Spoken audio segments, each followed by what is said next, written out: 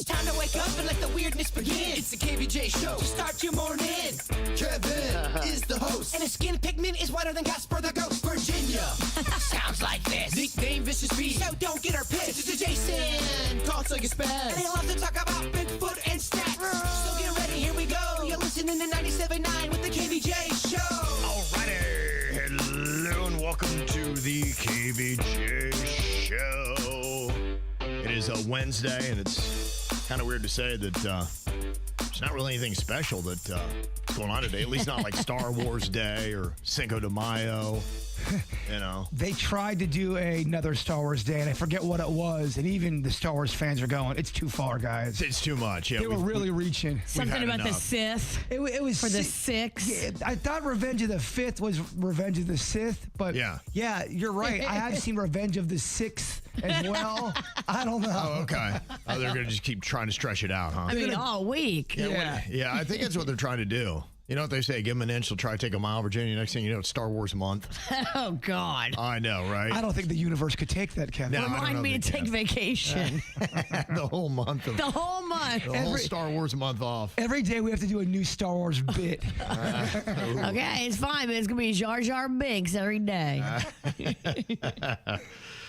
Yesterday was fun, a great day to go out and get tacos, and you took advantage of that, Virginia. I did. I did a little Calaveras Cantina. Okay. And then I did Wawa tacos. I had so many tacos yesterday. How were the Wawa tacos? They were not bad.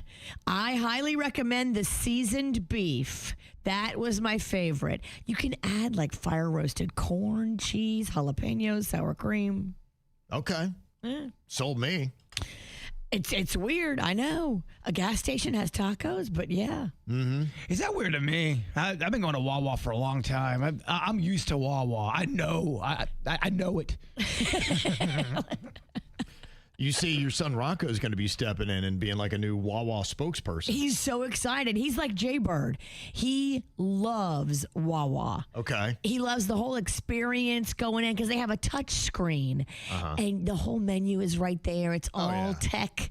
It's all you can order. And then like he loves that. He loves being in charge. Okay. And doing everything himself. That's good. Self-reliant. I think, was Wawa the sub place in the show The Office, Denny's? I think it was.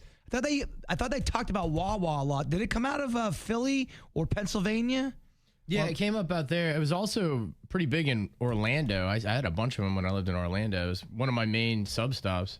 Okay. Yeah, I think it might be kind of a Philly, that area. It's definitely elevated. Yeah. Now, do they call them hoagies or anything like that? Because that's usually, there's different sub lingo. That's a great question. Yeah. Because I saw yesterday was National Hoagie Day. Because my mom and my Aunt Ann would always call them hoagies. And as a kid, it just kind of had a ring to it more than the word sub. We're going to get hoagies tonight. Okay. Hoagie. Hoagie is like dripping in sauce. Yes. It's got lots of cheese. It's basically a long sandwich that's a hug. It's a huggy. Yeah. It hugs your soul. Huggy hoagie? Yeah. Yeah. Something exciting about it. You said that there's a good sub hack that you can do at Wawa that your daughter and her friends are doing. Yeah. Have you ever heard of this, Jbird? Okay, so they have a chicken parm sub at Wawa, hoagie, and what they do is they order the fried mozzarella sticks, and they put them in the chicken parm sub or hoagie, and it makes like this and then extra sauce. You put the marinara sauce from the mozzarella sticks on top, and then close the bun. So you asked me if I've ever done this? What is it, 1992, Kev? I mean, have I ever done this? I thought it was kind of insulting myself. I've never heard this. I was like, whoa. Dog, I was raised on smashed sandwiches. You always loaded that thing up with things. You try things in the kitchen. I was impressed. Little experiment. Yes, I love a kitchen experiment. Okay.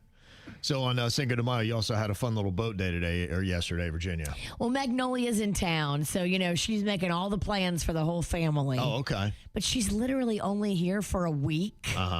So I feel bad saying no to her. She goes right back to college because she's in summer school. Are they already done for the year? They're done for the year. Wow. And summer school starts in a week. Wild. Okay. So she has 1 week to get all of her fun South Florida stuff in, and then she has to go back to Tallahassee where there's no fun boats and all that fun stuff we have down here. They got tractors. They got tractors. Believe me, I used to go down to Tallahassee. Tractors, not as fun as boats. It's kind of different when you have a town like Tallahassee. I went to a college town, and I would be in the college town in the summers, and it was weird because the locals would kind of take the town back over again. So when you go out to the bars, it was just a different look because the townies looked a lot different than the college students. A lot. And I bet Tallahassee's probably one of those towns. Absolutely. I know Tallahassee's, the state capital and then, FSU, but is it a big town geographically, or is it kind of small? I think it's spread out and it's charming. There's like rolling hills and like really nice scenery and greenery. Yeah. But then you have like a lot of politics are there. Yeah. And then you got all the students right there. And then you got the townies. So it is kind of a weird mix of like, okay, who are you? What are you? Why are you here? Okay, Right. We're all here, but we're so polar opposite of each other. Yeah, you've got college students, you've got the politicians, and you got the townies, and they're all radically different. Yes. Radically. Like so different. Yeah. It's just weird to have all of them kind of in the same little area. It's just odd. It's an odd little town. Yeah, it is. Okay, so is this going to be your last year then? This will be her last year. Yeah, she's going into her senior year. And then she will take the MCATs, Right. which is the test that you take to get into medical school. And if you don't pass it, you have to take it again and again till you get in. But they kind of dictate where you go based on your test. I won't blow up Mag's spot, but she was telling me some of the places she might want to go after Tallahassee. It's pretty cool. Can you please encourage her to do the more affordable ones? I think she wants to. Okay, I good. don't know. I'm sticking out of turn right now. No, it's fine. She wouldn't care. Yeah. She wouldn't care if you said it. How much you pay for MCATs? Oh, just the study guide was $3,500. Oh my! $3,500. I had to finance that bee. Yeah. Education's a big ripoff. $3,500 just for the study guide.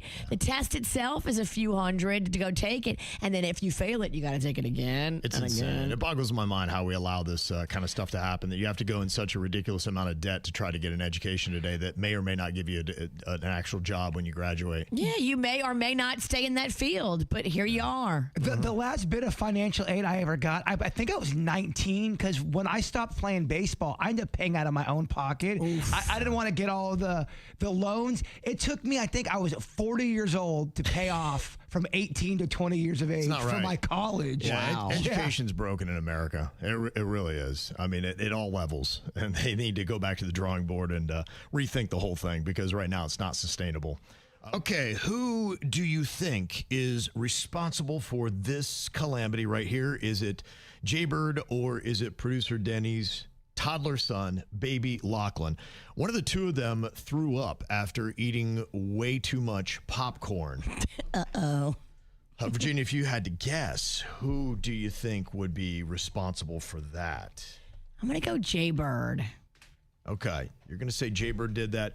He does get a little bit barfy, and he does have a tendency to just kind of get into something. I know he's been talking a lot about that movie Popcorn here. When he gets into something, too, he gets a little, like, tunnel vision and excessive. Yeah, that's what the doctors say.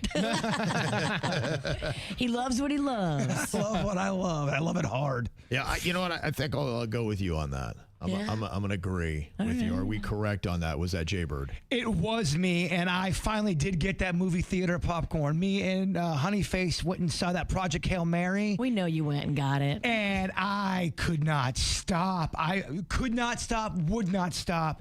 And after the movie, I was, you ever have that where you ate just way too much of junk food? Yes. I had junk food belly like a child. I'm like, babe, I don't feel so good. We finally got home, and I just ralphed. I got so sick. Because the last time I went to the movies, I never got my popcorn. So I was really making up for lost popcorn time. Yeah, you just went all in. I went way too hard in the popcorn paint. That's hot. I'm not proud of it, but in a way, it showed my girl that I go for it. I'm sure she was impressed. I'm not scared of nothing. Yeah. Who accidentally sneezed all over an iPhone screen before passing it back to someone? I will go Lochlan on that one. Yeah, me too. That one was Lochlan. Okay. It's just it's a shame. But yeah, he was handing back my wife her phone as he sneezed right on it.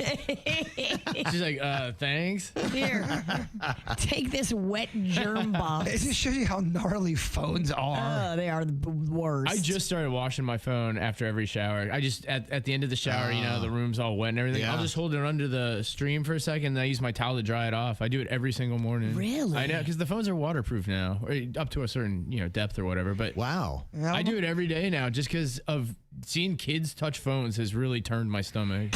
I'm going to push back on that. They're waterproof now. I don't know. Not completely. Yeah, that's bold. I don't know if I've got the onions to do that. I I've been doing it for over a year. Wow. Really? Yeah. You're. I think when it's submerged, So that's when you are in trouble. Up to Yeah. a certain depth, you can bring it in the water. But if you just hit it with some water each day, I mean, it's...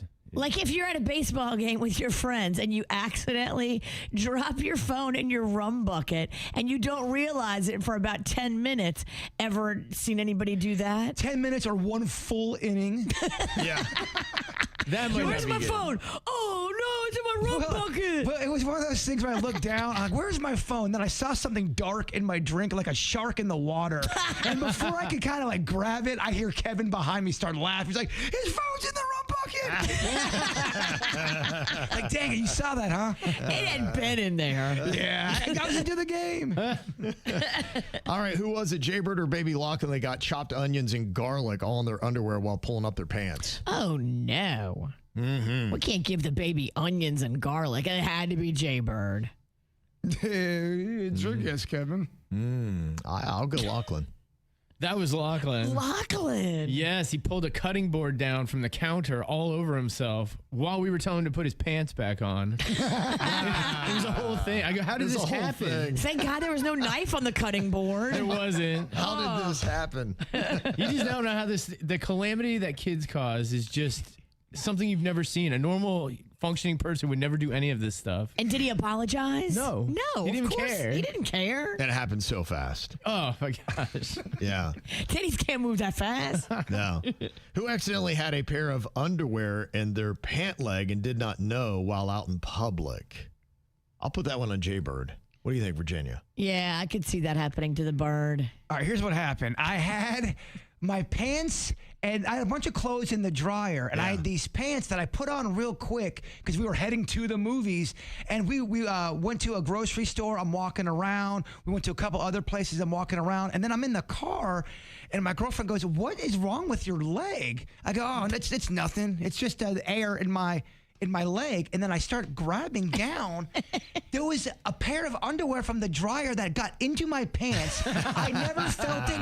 And it looked like my right leg was swollen. And I never noticed it. So I go, I don't know what's in here. I go, I feel something. And I pulled out a pair of underwear. But good news, you don't have a big swollen leg. I don't. And the underwear were clean. Just for the record. Okay. It was weird. Like, again, like you said, how does this happen? And finally, who did this? Jbird or Baby Lochlan, who accidentally bought the entire first season of Little House of the Prairie on Prime Video. That show just got rebooted and came out. I'm going to put that on Jbird. He had a fascination, knew of it as a child, didn't get to really watch it, wanted to see how it looked, wanted to see what the new half pint was all about. What do you think, Virginia? I'm going to put it on Baby Lochlan because if he's grabbing grown-ups' phones and sneezing on them, maybe he got in there and bought something.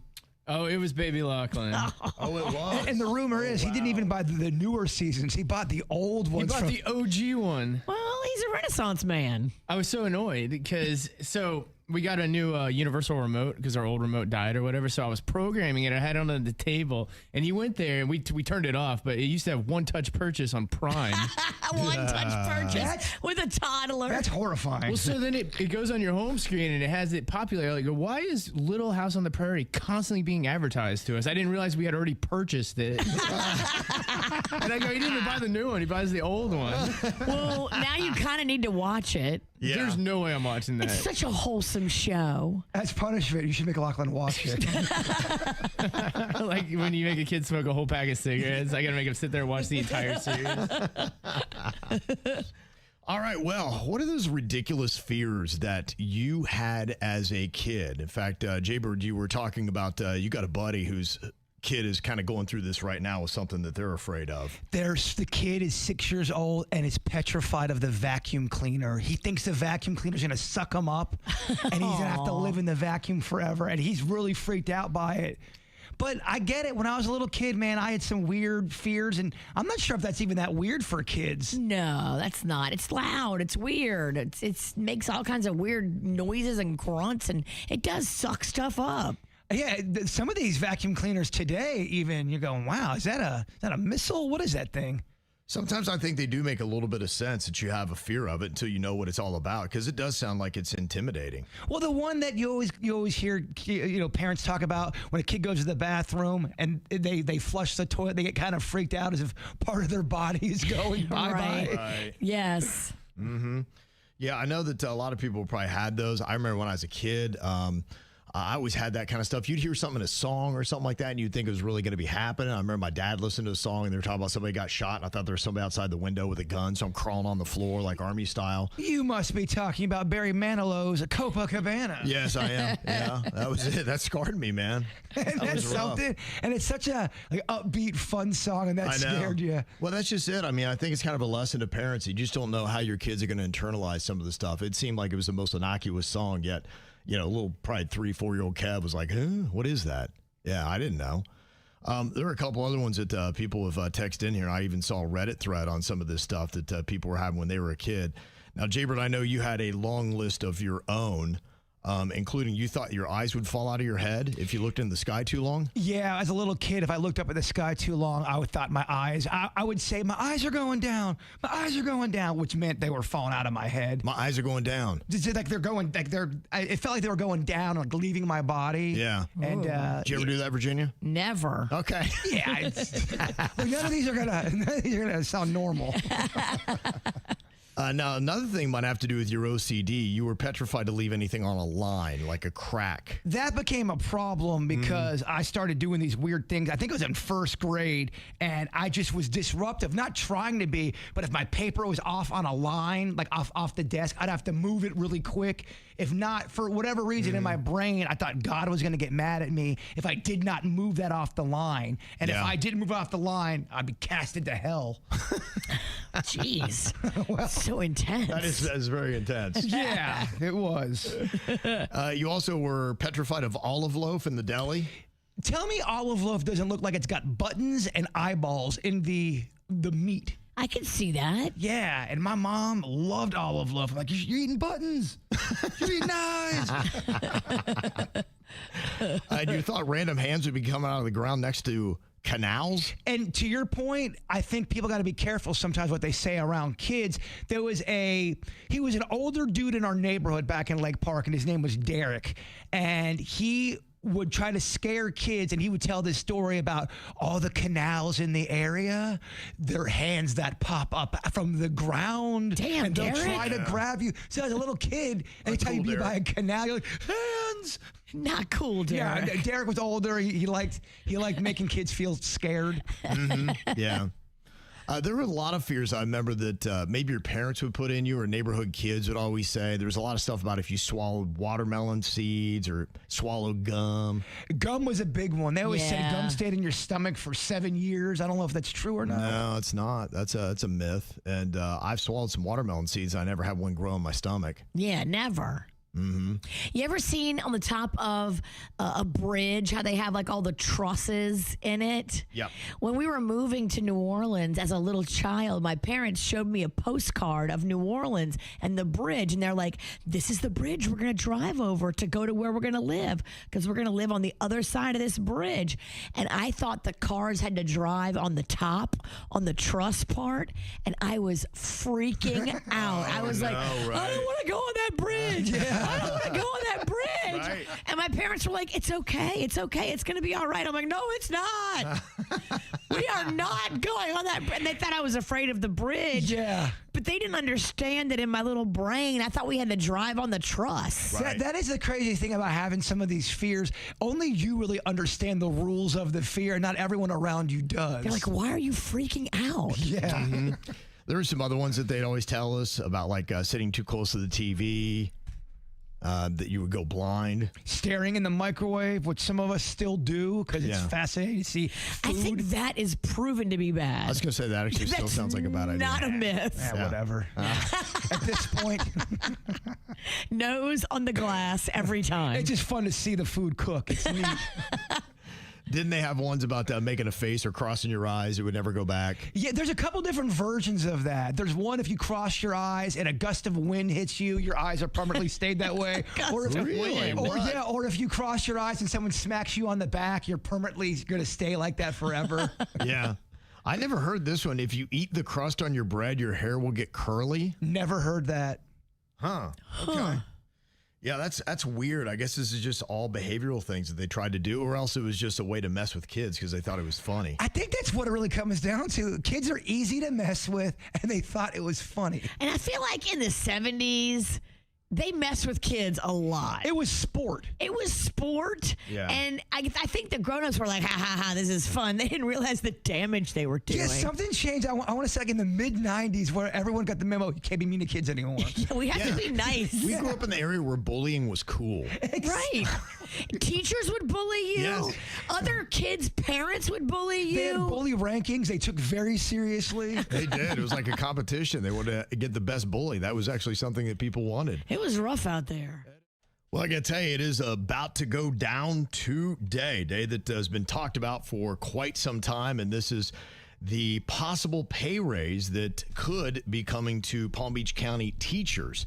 Now, it's been a bit of a debate. Originally, the Classroom Teachers Association was looking for a 4.8 to 5% raise, and is like, nah, ain't gonna happen. And so, one person is like, hey, maybe we do a 1.5% raise, which is kind of what the school board is going for. And there's now a push to at least try to meet in the middle after a mediator looked at all this and said, how about we do 3.5%?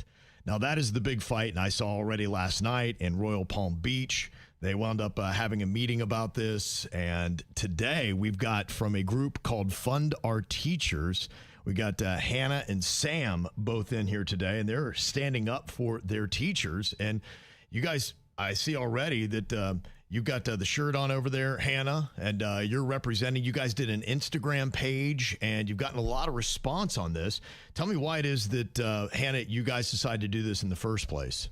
Well, first off, it was really incredible to see all the feedback, but we were really moved by our teachers. Each and all of our friends and peers and everyone that we surround ourselves with have really been inspired and motivated by their teachers. And so when we realized that our teachers are having to work 2 to 3 jobs to meet wit's end, we realized that we got to speak up for what we believe in. And at the end of the day, that was a random Sunday night, and we did that really quick, and we've had a lot of great feedback on it. Mm-hmm. Sam, have you noticed that your grades have gone up since you did this? A lot of extra credit, Yeah. What do you know? I put no effort in. Another A. This is looking great. That's so smart. Now, my biggest question for both of you is, I'm going to play the devil's advocate here. I'm going to tell you what the superintendent is saying. You playing the role of the big bad wolf. Exactly. Yes. And this is what he's saying. He's saying, look, I'd love to just hand out money to teachers. That'd be fantastic. But in the real world, that doesn't happen because we've got a $66 million budget shortfall here. We've lost over 7,000 students, and that just doesn't happen. Where do you think this money's going to come from? So if I'm going to do this, I'm going to have to wind up firing 250 jobs throughout the whole community here. So what do you think to that, Hannah? And what would you say back to the superintendent? Well, I think it's a little bit ridiculous, to be honest. So they're actually, with the special magistrate going in and realizing that they are able to do a 3.5, which is why we've been advocating for that. Obviously, we wish it could be like 30% because teachers really do deserve a lot more money than they get. We do understand that there is a budget cut, and there are teachers that would be cut if there was too much of a percentage given. But there is that 3.5% available to our teachers, which is why we're really passionate about this. But I think that when we're already at a pretty low point, you can't really go down. You got to go up. So what we've believed in is that this 3.5 should be like a starting point, and then we can continue to advocate and hope that over time with midterms and all these type of things that we can get someone in who's more pro public ed, and then we can advocate with them to hope that they will give us more than what is offered. Okay, so you think that it's just kind of BS, that the money is there, they could make it happen, so you're not buying that argument. Yeah. Okay. Now, the district claims its current proposal will reduce the $160 million available reserve by $50 million, bringing it down to $110 million. So they're saying that what we're doing is something that is budget conscious. And I'm just kind of curious for you, Sam. Tell me about what you think about your education and the teachers, and what does a teacher make a difference between a quality teacher and one that's just kind of in there collecting a check? I think the teachers just play such a big role, and you can tell like recently that our teachers are tired. They're working multiple jobs. How can you expect a teacher to give 100% to their students when they're supposed to split up their tasks, or they have so many different tasks? It's just like my heart really does go out to them. I really appreciate everything they do. Like, teachers have played such a big role in my life. My mother was a teacher. My grandmother was a teacher. My grandmother's mother was a teacher. Like, you know, I've always been around them, and I think it's really easy for everyone to just take advantage of the hard work they do. Nobody really like pays attention to like the after school programs that they help like facilitate, or the sports that they coach. It's just, I feel like a quality teacher like changes a person's life. They're there for them, and like, you know, they never leave. Like, even once you graduate or go off to college, the lessons that they taught you, I think, are always with you. You're right. Quality teachers. I can still think about the teachers that touch me in a way. Well, that sounds weird, but touch my heart, I should say. Yes. Denny's, edit that out, please. Mr. McFeely. It came out the wrong way, but I think you guys got the message. We did. We do not encourage touching kids, though. No, we actually are not a proponent for those teachers. No. Those teachers do need to go. They're the ones that are keeping their hands to themselves. Those are the ones we need to pay more. Want to get away? So the Instagram page, do you think that it has actually changed people's opinion on this, Hannah? I totally think that it has. I think it's first off bringing more awareness to the subject. I think that especially at our school, right? No one really thinks about our teacher. We try not to think about what our teachers are being paid because we show up to learn and be educated. But as this has been happening, we realize that, you know, how can a teacher show up with like 100% energy when they're trying to meet their wits end, they're trying to pay their bills. Like, they can't really show up to school and be happy. Like, I mean, I couldn't. And so with all of this, we've gotten so much awareness around the subject. And we've had so many like teachers come up to us with this and been like, you really, really have helped us so much. Yesterday at the rally, like, you know, people were coming up to us, hugging us like we were famous. I mean, we thought it was pretty funny because we're like, oh, we're not famous. Like, we've just, you know, we're just doing something that we think is right. And it was really, it's been like really a life-changing thing for them, as well as it's been for us. But I do think that, like, you know, I've been getting these like Facebook threads, you know, trying to like debate people on the subject because I think when people have their mind changed about it, it really does, I think, make a difference. Yeah, no doubt. And are you going to be there today, Sam, at 2 p.m.? Yes, we will be there at 2 p.m. Okay. It's exciting. Well, can't wait to see how you guys do, and it'll be interesting to see what happens with that vote. Again, it's going to be at 2 p.m. today. It is at the headquarters for the Palm Beach County School Board. You guys are great leaders. You're inspiring so many of your classmates, and you're doing the right thing. Yeah, good luck. Yes, we're pulling for you. Thank you. Well, today we're going to find out if Palm Beach County teachers get that 3.5% raise, or whether it would be the 1.5%, with I think a 1.3% bonus that goes in there. But a lot of teachers have said, yeah, just the way that things have increased, that doesn't even cover the cost of living that we've had. And by the way, I believe the superintendent's already gotten his bonus. So have other people, but the teachers have not. And he makes a pretty good salary.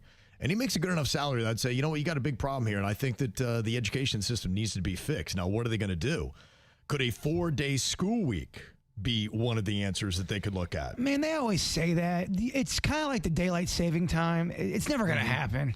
It's happening in a lot of schools. There's 2,100 schools now across 26 states that are doing it. Never mind. I know nothing. Do not have the It's never going to happen. Oh. 21 states. I do not have my finger on the 26 pulse. states. 26 states. You know we're not good at math, Kevin. And I'm consistently wrong, so at least I've got that. That's true.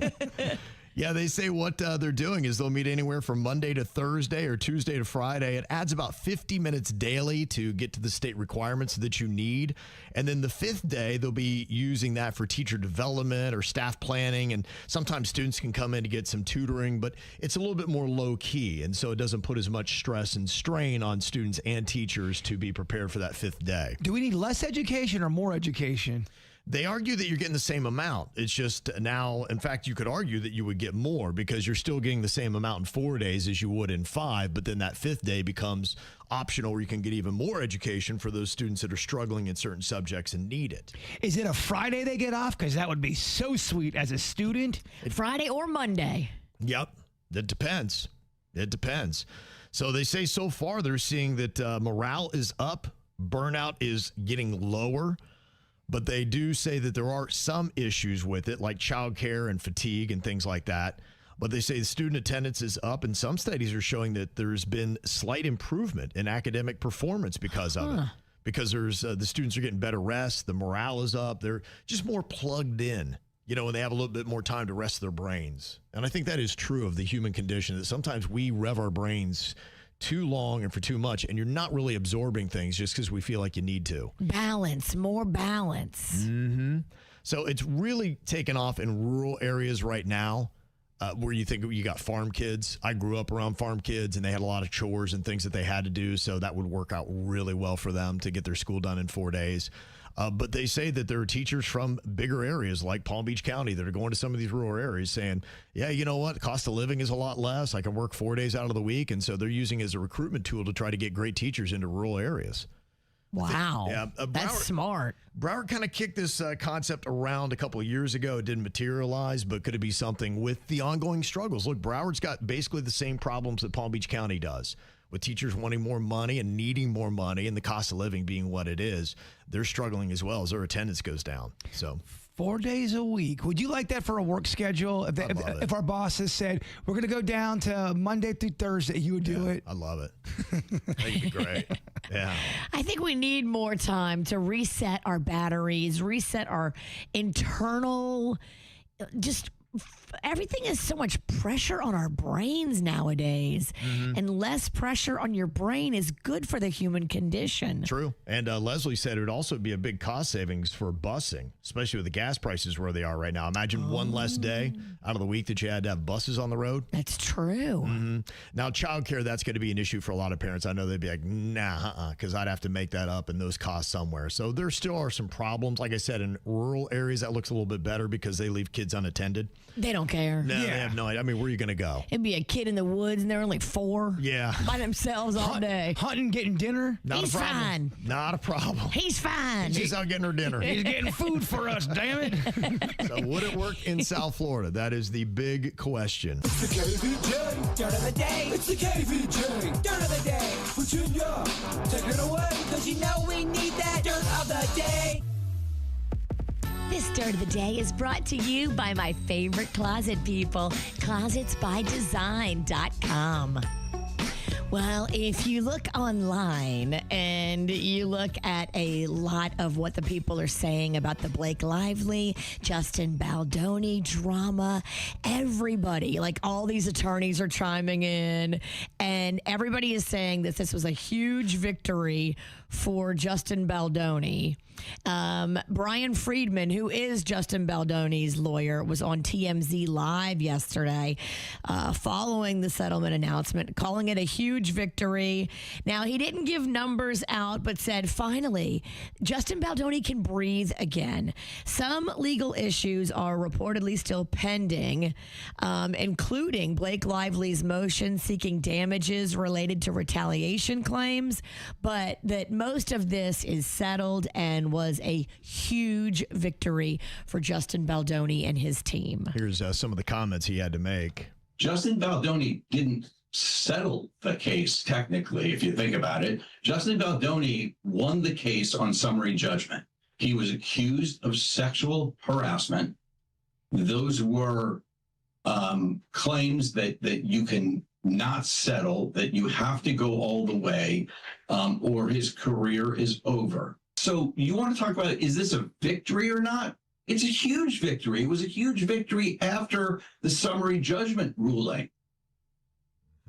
Okay. Interesting. I think it's a major victory for him. Yeah, it sounds like it. And according to my sources, Blake Lively did go out to that Met Gala event, and according to what I heard, everyone pretty much ghosted her. No one was talking to her. I think really? only the famous person that talked to her was Anne Hathaway, and other than that, crickets. Well, I saw a video of her on the Met Gala stairs trying to go into the Met Gala, and she had this big, huge train on her dress. Massive. Nobody was helping her, and she was like struggling, and everybody was just like looking down and looking away, and like, oh, where was Ryan Reynolds? Well, somebody does try to I help think he her. went.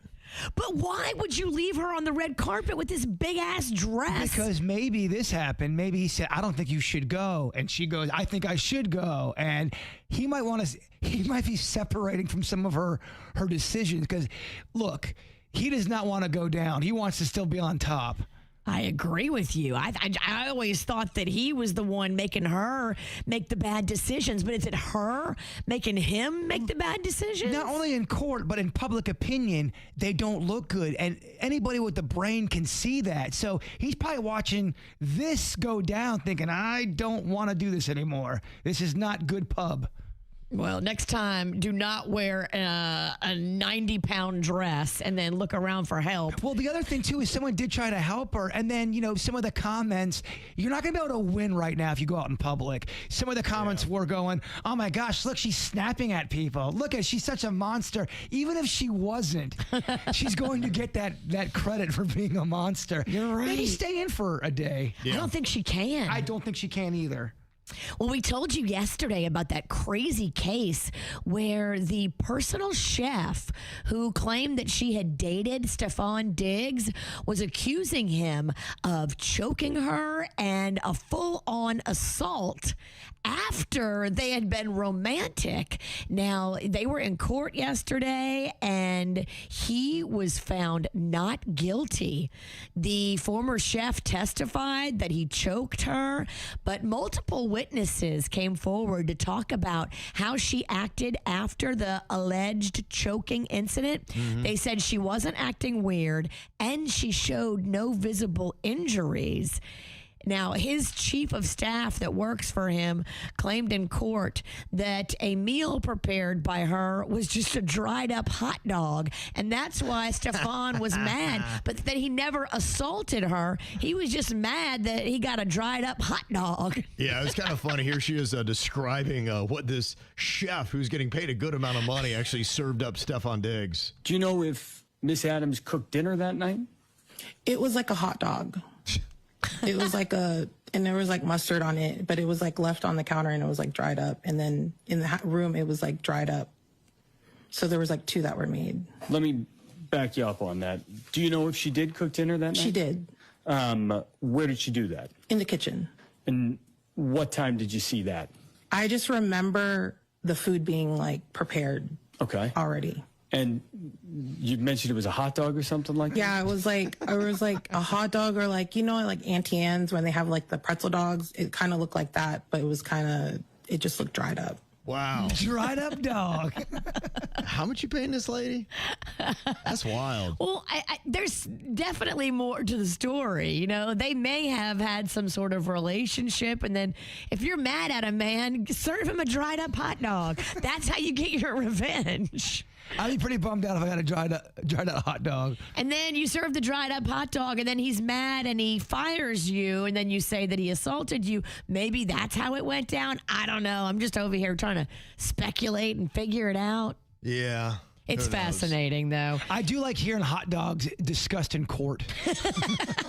Well, there was one video that I saw where she's kind of like doing a dance thing. She got on kind of like them tight yoga pants going on, and I don't know. There was some rumors that maybe there was a little hanky-panky that's happening. But This reeks of hanky-panky. This reeks of something. This is, we're mad at hot dogs. They hanky-panky, y'all. Right. And that's what's going on in your dirt. Not going to lie, the fat kid in me was very disappointed with this news as it came down yesterday. Apparently, the presidential fitness test is back. Oh my God. Kevin, we need it. Oh, if I was in 4th grade, I would have shuddered.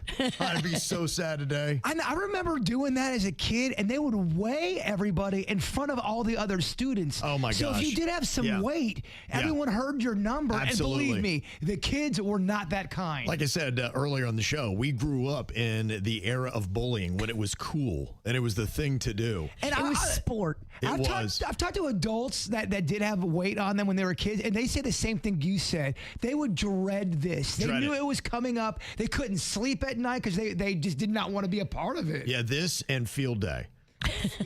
I hate it because everybody had to run like the 440 or whatever it was. All I know is it was too long. And it's day. It's the whole day. And I always finished last. And everybody's standing there waiting for me, like, going, all right, come on, Lord Bunny, and like just calling you names. And it just, terrible. And so to have to do this, look, I am all about kids and fitness.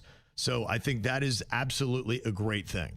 But the one thing that you've got to do is when a kid has to showcase in front of other kids their physical prowess, that's just really tough on kids. So I would just say, I don't know how you can do this, if you can group them in beginner stages or whatever. I'm all about kids doing fitness, but I would just encourage them. Learn lessons from the 80s because it made kids hate fitness. It made kids not want to work out. It didn't make it fun. Then I think it's how you approach this. Do it in a way that kids are celebrated, not taunted because of their shortcomings, which is what happened in my era. Frame it in games, frame it in fun, frame it where it's not like ridicule and competition. I mean, the kids were mean back in the day, don't get me wrong, but sometimes some of the teachers were even meaner. No, absolutely. You're right. The gym teacher would just, I mean, you know, and you knew that. You would get roasted by him, and then he'd be cracking jokes, and the kids behind you would be laughing. It was just very traumatizing. I hated it. And then I hated fitness for a long time because of it. The things it looks like they're going to be bringing back that are part of the presidential fitness test, the 1 mile run. Hell no. I mean, I couldn't imagine. It would take me a day to run a mile when I was that age. Oh, it's terrible. If you had to run a mile today, someone said, Kevin, you have to run a mile right now or Jbird gets it. How fast could you run? How fast could I run? Yeah. If you're not, what would be your average speed? How about that? How long could you do a mile in? Probably comfortably right now, a 12-minute mile, 10 to 12 minute. Yeah. That's right. Not good. I know. You're not going to break any records. Not great, but I mean, it's better than most. I get it done. I mean, honestly, when I was a kid, I don't think I would have gotten a mile, and it would have taken me easily 3.5 to 4 hours because I would have had to stop and catch my breath and throw up. Yeah. Oh, it'd have been miserable.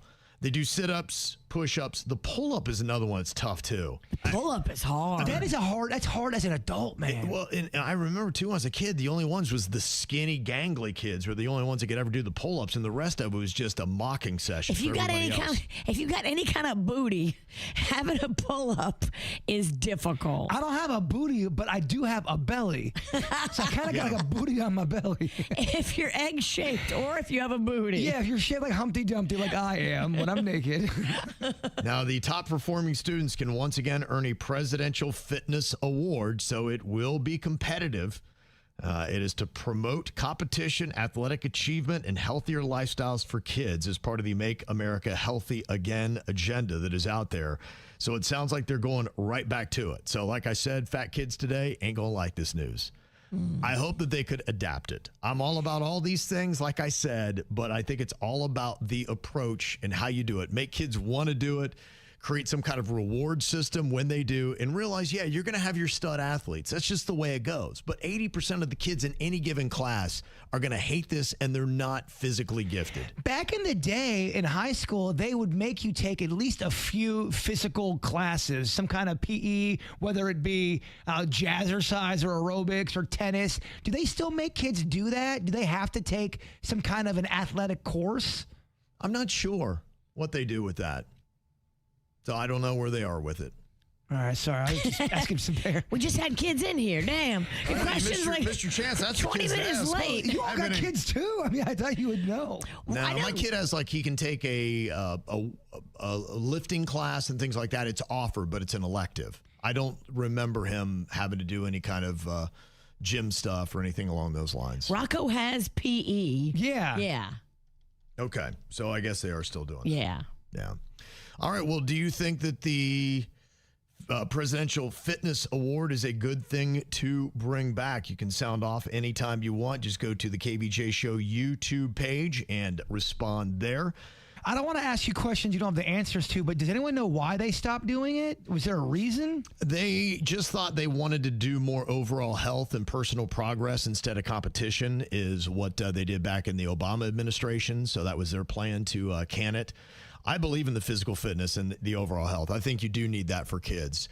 I do know that about 20% at best of the kids in my grade or any other grade typically are the ones that are really physically fit and would have any kind of competition. So they would thrive and flex and then taunt the other kids that couldn't do what they did. And to me, I love bringing it back. In fact, 64% of people said, yes, we should bring it back. And I love that. But that almost should be something where, do you want to sign up for this to try to be the most physically fit in our grade? It's something you strive for. Everybody else, yeah, you've got to do some basic stuff. We got to get you healthy. You got to do some push-ups, and we're going to work on pull-ups and those kind of things. So I don't think kids need to get out of that. But I think that environment where it's so ultra-competitive and whatnot, it is tough for kids. And I know people be like snowflakes and whatnot, but suck it up. Yeah. The taunting and the bullying, that's the hard part. I don't see why you can't have both, because I remember, on the other reflexive side of it, we never had to compete in some of the stuff that the nerdy kids did. We only had to do the physical stuff was the mandatory competition. So if that's it, and if you want to let the nerds and the not physically gifted kids flex, then make the jocks and everybody else have to do some of their competitions. I loved doing it. I loved the test. I loved the field day. We'd always have tetherball tournaments. Did you guys ever play tetherball? Yeah, and that was another bullying thing as well. It was the ball that was on the string on the pole, and all you would have was the big, strong kids would just take the ball and spike it at the smaller kids and bap them in the head with it. Oh, there's a tactic to get after a powerful player. Yeah, it's called concussion delivery. It's called just don't play. Yeah, so a majority of people are into this, and I'm all for some physical fitness, but we'll see how it winds up going.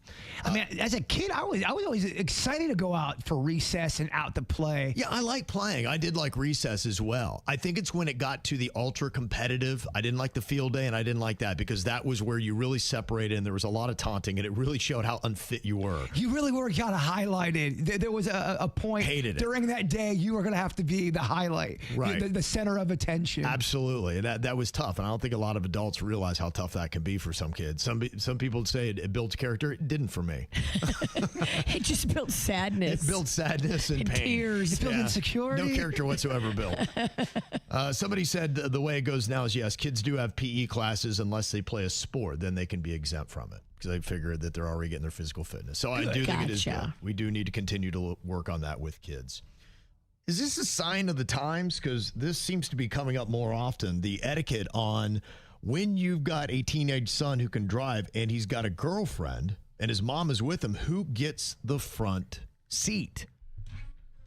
Now, I got one text that says, historically, your girlfriend or wife would let the mother ride up front out of ease, comfort, and, of course, respect. Mine does. But we live in a different world now where those same women have attitudes and they think that they're most important. They don't realize that they're lesser because of it. The quality person would give up the front seat. But that's not happening here in this now viral clip. I'm not sitting in the back seat. You need to get out. You gonna sit in the back seat today? You need to get out. I'm not sitting in the back seat. My mom's coming, so I ain't gonna lie. You have to get in the back. What you mean you're not coming? It's not that deep. Just sit in the back seat. Okay, no, y'all not married anyway, honey. I mean, we just going somewhere. You act like you gotta sit in the back seat forever. Okay, bye. Oh, boy. Who's recording that? Great question. I don't know. This is a tough one because I see everybody's side of it, especially if the relationship is already contentious between the daughter-in-law and the mother-in-law. It's a power move. And the wife is trying to say, okay, I'm going to show you who's boss. And the mom is trying to say, I'm the mom. I should have seniority. I always believe in deferring to the elders. Yeah, this is such an easy fix. I let them both take the car. They can figure figure out who gets to sit where, and I'll just take an Uber and meet you there. There you go. Yeah, that'd be a lot easier, No right? more drama, baby. Yeah. Everyone's happy. Yeah, and we had this pop up a couple weeks ago. They were married. This is just boyfriend girlfriend, which to me is even lesser. And that's what she's saying. She's like, y'all ain't even married, and you're trying to pull this rank. I'll just say I would always take the back seat. I know it's different because I'm a dude, but if anybody, dad, mom, family member, I give them the front. I'll take the back. I like the mom said, I don't think it's that deep. I'm not going to be, oh my gosh, my girlfriend doesn't respect me. I'm in the back seat. I understand there's a dynamic there. What I think is insane is that to me, this is kind of commentary on the younger ladies today, because in my era, it was never a question. You would always defer because you wanted the mom to like you. And by doing that, showing her respect, that's how you got, some care. Now, I do understand some moms can be overbearing and they try to play their son's favorite over you, and that can get annoying. But still, to me, this is just one of those things, it's not even debatable. You just go on ahead. The right thing to do is to give up that seat to the mom out of respect. And a lot of times, too, the mother-in-law is just looking to make a little drama. As the daughter-in-law, you need to be aware of what's happening here and aware of the psychological drama she's trying to create in your relationship.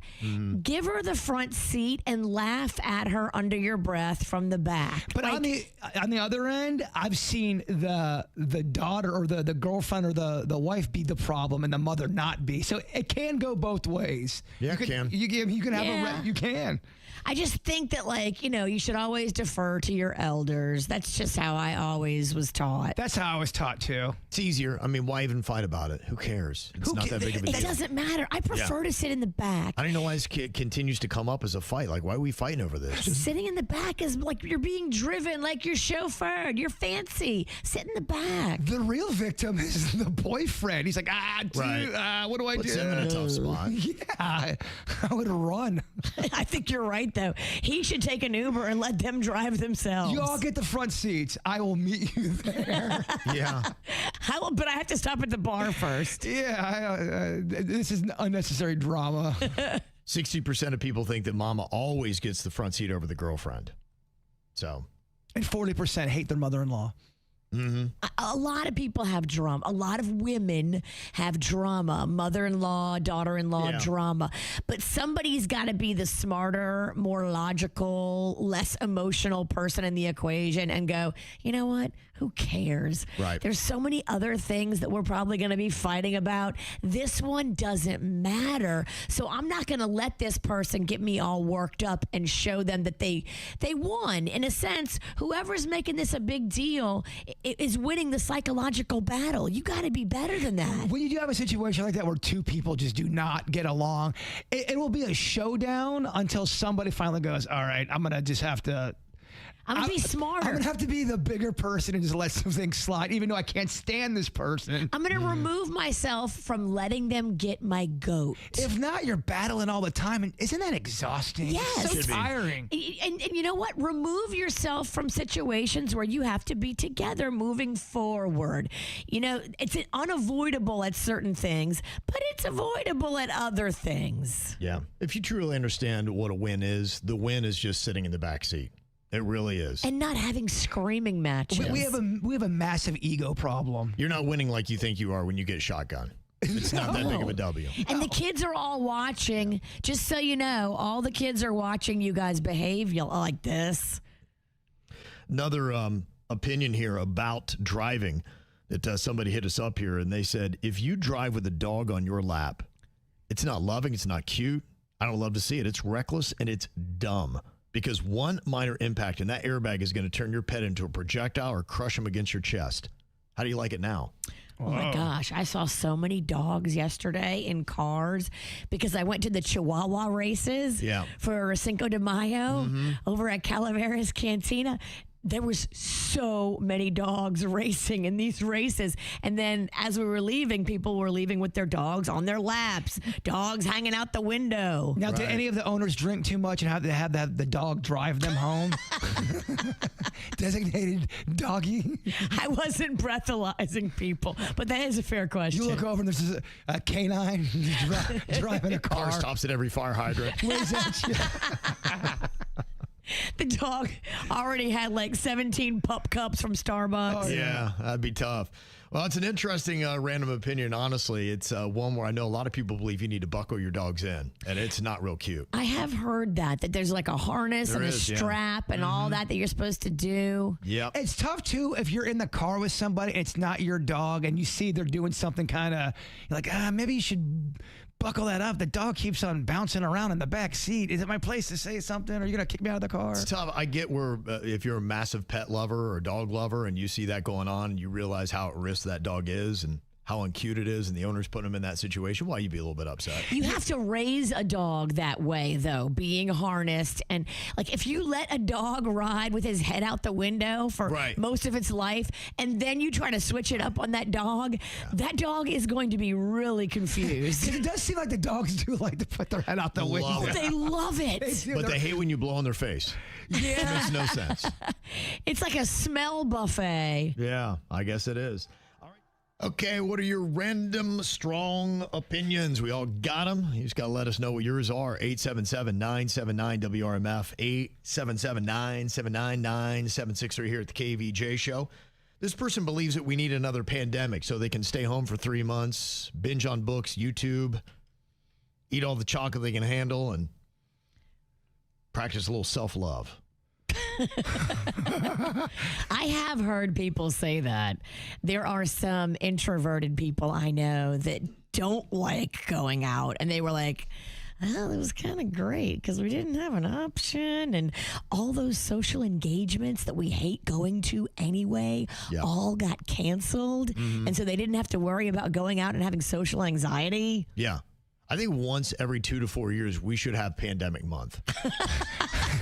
On the flip side, I know 4 people in my life who are not alcoholics who are now alcoholics. Oh, because they were doing day drinking. Couldn't shake it. They had a tough time getting back to not drinking every day. People were drinking wine at 9 a.m. like every single day. Yeah. It was getting kind of crazy. We hosted KVJ Zoom happy hours. Oh my! We know there was a couple of those. I don't know if I remember them. The back end was a little sloppy. There was one. Kevin got off. We did about an hour, but we were all drinking at our respective homes, and Kevin's like, "I'm going to bounce off," because we were kind of getting a little loose. And I think Kevin wanted no part of it. We stayed out for an extra 20 minutes. We should not have. You were right to bow out. Yeah, you made the right call. This random strong opinion says anyone who walks through the airport wearing a neck pillow should be added to the no-fly list. Oh, what if they have their hands full?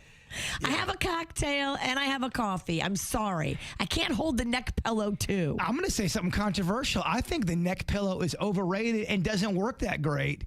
I don't think they're that good. I don't think they're all created the same. No. I've had some that are kind of bunk, and then I tried one. I'm like, well, this is amazing. I don't know what it was that made it so different. They make them now where they have a little like boning in them.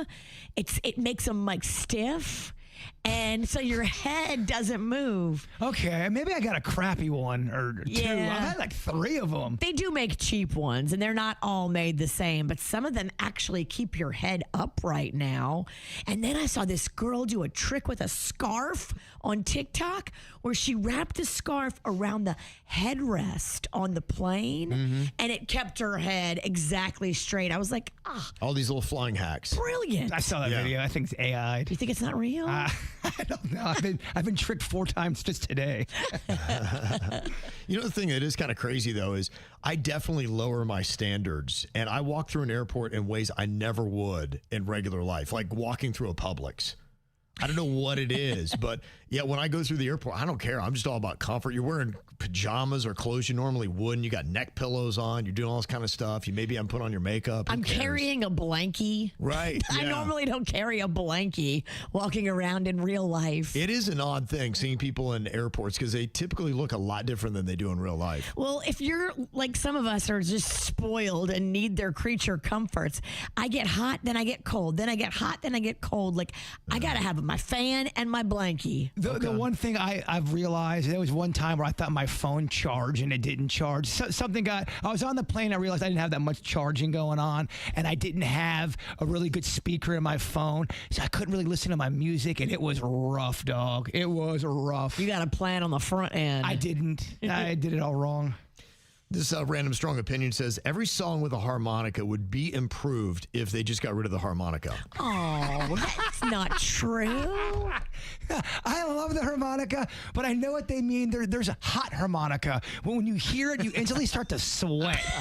You're like, oh, please turn it. No more hot harmonica. There are a couple where they've allowed a harmonica solo. Yes. And I'm like, I don't know if I needed an extra 35 seconds of just straight harmonica. I mean, Piano Man, we love that harmonica. It's great. It's melodic, but then there's other ones, like a blues harmonica. Yeah.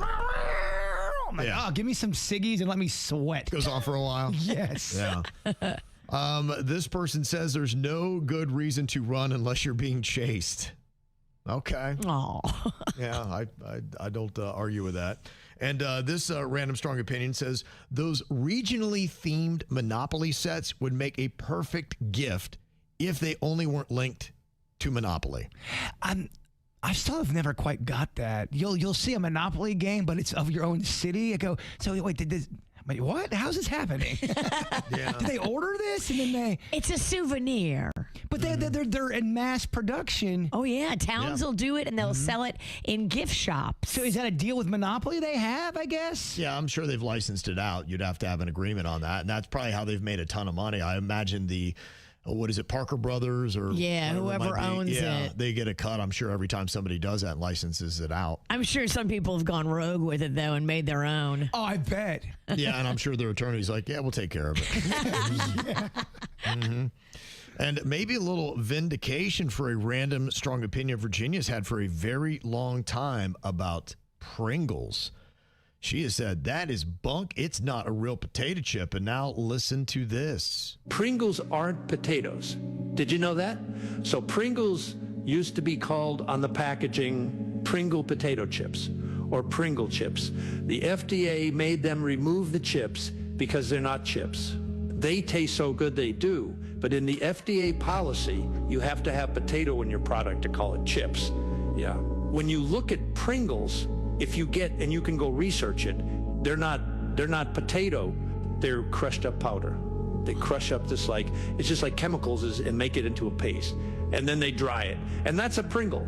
They're not the 0% potato. In a Pringle, when I scanned the pack with the Safe Choice app, it came back 83% ultra processed. This is unbelievable. I love the haunting TikTok organ that they have to put behind those clips. Every Pringle you eat, you'll die. Dead by Christmas. Yeah. That's the death Pringle sound effect. Yeah.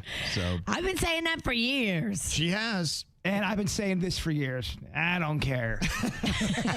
Some of us love processed food. Some of us don't. I mean, to quote that guy right there, I mean, they taste good. They do. Yep. Well, received a call from a guy that wears a red bow tie and has a very big, bushy mustache that wanted to correct something about the Pringles video with the ominous music a couple minutes ago. And he said Pringles actually do have potato in it. Whoa, who is this masked man calling in? Is it potato dust? It is potato flakes, along with other ingredients like cornstarch, rice flour, and vegetable oils. So it was in 1975 that the U.S. Food and Drug Administration ruled that Pringles couldn't be labeled as potato chips because they're made from dehydrated potato flakes rather than whole potatoes, so they call them the crisp, but there is potato in it. So. Okay, what is this hit piece on Pringles? Yeah. There is potato in it, but I think that clip was saying there was no potato in it. It was. It said zero potato. So that is a lie. There's also so much other crap in it. What percentage is potato? I would be curious. 42%. Yeah, okay, exactly. 42% is a lot better than 0%. Yep. These Pringle lies must stop. I don't know. Okay. 42% is gross. Yeah, you can still have the same feelings about Pringles, but just that correction is needed. That the clip that said there's no potato in it, that is a lie. That's not true. I went from 0 to 42% potato. I am healthy. Ooh. There you go. All right. The truth revealed. Truth revealed. Apparently TikTok is trying to take down Pringles. It's the KVJ Dirt of the Day. It's the KVJ Dirt of the Day. Virginia, take it away, because you know we need that Dirt of the Day. This Dirt of the Day is brought to you by my favorite closet people, closetsbydesign.com. Well, I don't know who this guy is, but I'm sure Kevin Ralston does. Sports analyst Marcellus Wiley? Yes. Wiley. Oh, yeah. When they give you the name Wiley, he is being accused of a lot of sexual assault allegations from different women who kind of all have the same story. And that's when I tend to believe the victims. Like, these women don't know each other, but apparently he was wily. Now, the accusations are that he did all kinds of horrible things under the guise of work meetings or helping women further their career if they wanted to do things in sports, if they wanted to do things at ESPN or Fox. He's a former NFL player, so he came with credentials. People were like, okay, this guy, he knows what he's doing, and he's on TV. Like, of course I'm going to take a meeting with him in private. Well, that's when some of the assaults happened under the guise of work meetings in hotel rooms. One woman even claims that he started grooming her when she was 13 and then flew her to Dallas on her 18th birthday where he took advantage of her. On her 18th birthday. Whoa. If that's true, that's horrible. The lawsuit also accuses Columbia University of protecting him despite earlier allegations. There are several women that came forward during the 1990s. Wow. So, yeah, he has repeatedly denied all accusations, calling it all BS. And he says his attorneys will take care of everything. And they say he didn't do anything wrong. So this will be a he said, she said. But there's a lot of she's that are stacking up. So yeah, that case will have its first hearing coming up May 12th. So we will find out. Do you know this guy good? Is he a I know big him. star? He's been on TV for quite a number of years, and really good at his analysis and what he's done. I think he's Ivy League trained, so he's a smart dude. Wow. This is a big time judgment error back in his college days. Scary stuff. If it's true. And moving forward, it looks like Jamie Lynn Sigler just put out a memoir, and in the book talks about just how horrible her ex-husband was. Now, he was also her manager. It was the first husband. AJ was his name. Apparently, he stole hundreds of thousands of dollars of her earnings because he was managing her and married to her. So her accountants looked into it and they're like, you're missing hundreds of thousands of dollars from your corporate account. And then his whole house of cards started to fall down because AJ is currently in jail serving an 11.5-year sentence for wire fraud, conspiracy, securities frauds, all kinds of stuff. And he apparently stole over $2 million from other people besides what he took from Jamie Lynn Sigler. Wow. That is crazy. And finally here, if you are a big fan of Friends, they're going to be auctioning off a lot of Matthew Perry's estate, memorabilia, stuff from the show, some awards that he won. They're going to auction it off, and it's all going to go to addiction recovery. So that's a beautiful thing. The live auction will be June 5th in Dallas. So if you've got a stack of cash laying around, I'm sure this stuff is not going to be cheap, but it would be cool to have memorabilia if you really love Friends. His family signed off on that? I'm sure they have. I mean, they wouldn't be able to do it without the grace and blessing of the family, right? I don't know. Yeah, it's his estate. And it's going to a nonprofit for addiction recovery. Yeah, no, So I feel like that's where they would want it to go. I think it's great. I just wasn't sure of who's in charge of all that stuff. Is it the people of Friends? Is it Matthew Perry's family? It's his estate. So yeah, it's his family. And that's what's going on in your dirt.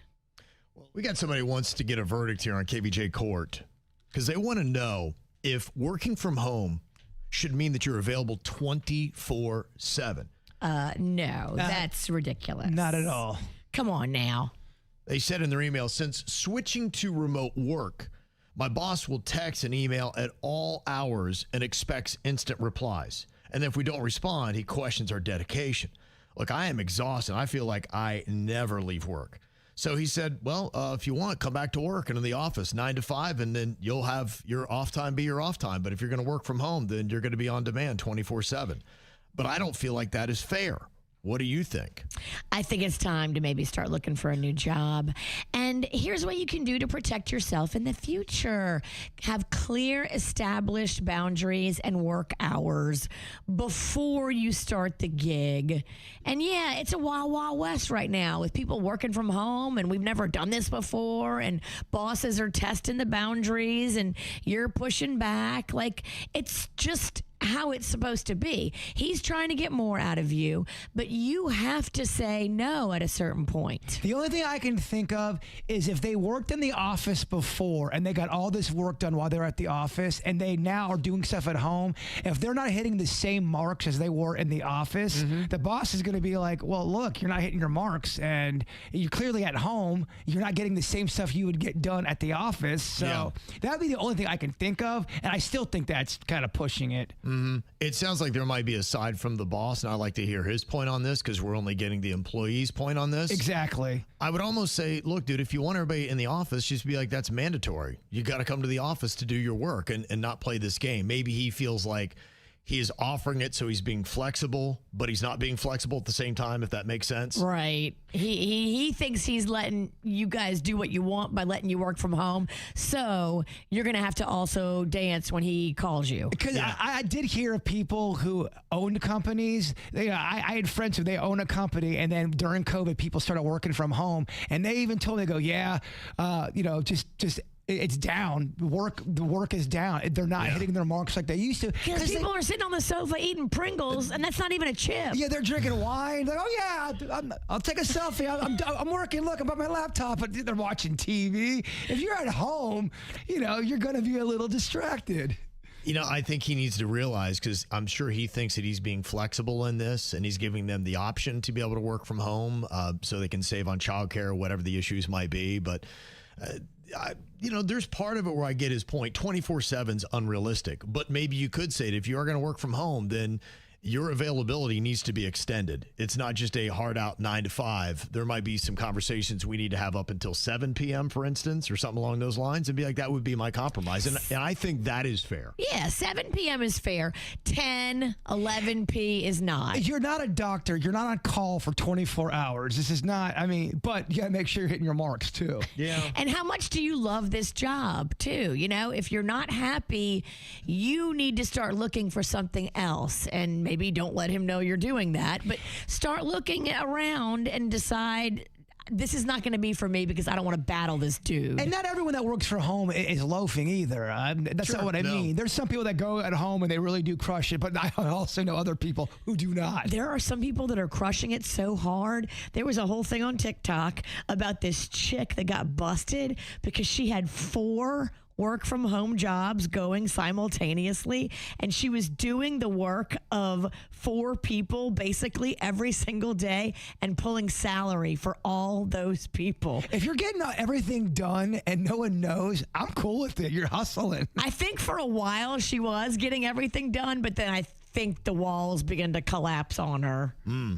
Now, somebody said that, the big question is, she hourly or salary? I work for a company that told us due to legal issues, we're only allowed to text employees when they're on the clock. You cannot text an employee or ask a question if they're off the clock and expect a response unless you're going to pay them for that time. And people like to hide around salary. Just because you're on salary, again, doesn't mean you're on the clock for 24 hours. Yeah. Now, Zach is on here from Lake Worth Beach, and you work off commission and you work from home. What are your thoughts on this? The boss basically thinking if you're going to work from home, then you're available 24/7, and she only thinks it should be 9 to 5. Hey, KVJ, how's it going? Good. How you doing, bud? I work actually hybrid. I work in the office and I work from home. I only get paid hourly when I'm in the office. When I'm at home, it's completely commissioned. But if somebody calls me at 9 o'clock at night I might as well take that phone call because that could be an extra $100 to $950 in my pocket. And these are doctors that I'm dealing with, so they're a bunch of weirdos that like to call you at like midnight. Right, yeah. A bunch of weirdos. Dr. Weirdo. You're like, yeah, I'm halfway through my shifts. And I'm like, yeah, but I don't work in an ER, so.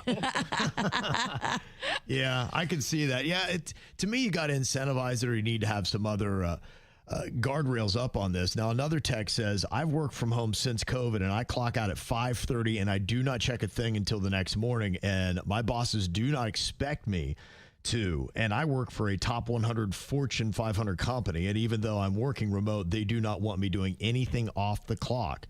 Now, I still have to make sure to get an hour lunch break every day, and they don't even want me working through my lunch break. Yeah, a lot of it depends on what company you're working for, what kind of boss do you have, what kind of employee are you. I mean, there's a lot of factors in here, whether it's going to be successful or not. And the bigger the company, the more strict they probably are with treating their people right because they don't want to get sued. You're completely right. If you have more of a mom and pop company, they're going to, you're working every day. You are a slave. But if you are in that corporate world, sometimes. Well, if it's a Fortune 500 company and they really do well, they probably protect themselves well too. You're taking your lunch, right? Take your lunch. Yeah. Okay. I guess they don't want to get sued. Tomorrow is technically the 27-year anniversary of KVJ. 27 years ago, we did our first show together back on May 7th of 1999. Do we get a cake? I don't know. I don't know who's going to give it to you. Should we get a cake? I'll get us a cake. Okay. I'll get a cake for you guys later, but I'll jump out of it. Or I'll just kind of like push myself out of it. Okay. Like, see you jump. You better make sure you're scantily clad. Oh, because that's the only way I like guys jumping out of my cakes. You'll get tassels. So we'll see if we learned anything about each other in the last 27 years. Today, specifically, we're going to find out if Virginia knows me, Kevin, better than Jbird knows Denny's. Oh, this is a battle royale, Big D. Uh-huh. So sorry I have to eat you for lunch. I'm going to eat Kevin for lunch as well. Okay. What? You're talking trash, I'm talking trash. All right? Trash talk? Yeah, Well, it's me and Denny's battling to see who knows you guys better. I know, but Kevin's not on my team. I can talk trash. All right. Eat Kevin then. Eat Kevin. All right. I'll eat Tasty. you. Okay, this one has come up before, but do you remember? What about Jbird and I? Okay, what we're going to see here is, have we ever been a Boy or Girl Scout? What do you think here? Have we ever been a Boy or a Girl Scout? What do you think about me, Virginia? I put no. I don't think you were a Boy Scout. Okay. Even though you act like a Boy Scout, I don't think you were. Does Cub Scout count? I think it does. I was. Damn it. Okay.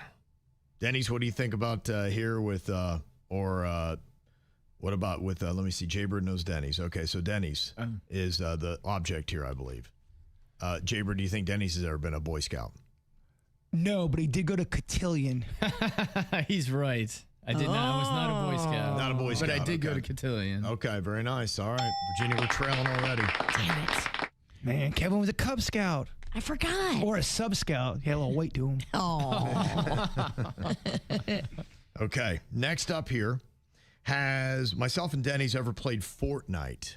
Jbird, what do you think about with Denny's? Has he ever played Fortnite? Not only has he played it, he's beaten it. Okay. Virginia, what about me? Have I ever played Fortnite? I don't think you have. You're right. I have not. I've watched my son. And Denny's, have you ever played it? I have played it, but I hate it. Did you beat it? No, I hate that game. I don't think you can really truly complete it. It's an ongoing game. Okay. I don't think we understand Fortnite. No. Okay.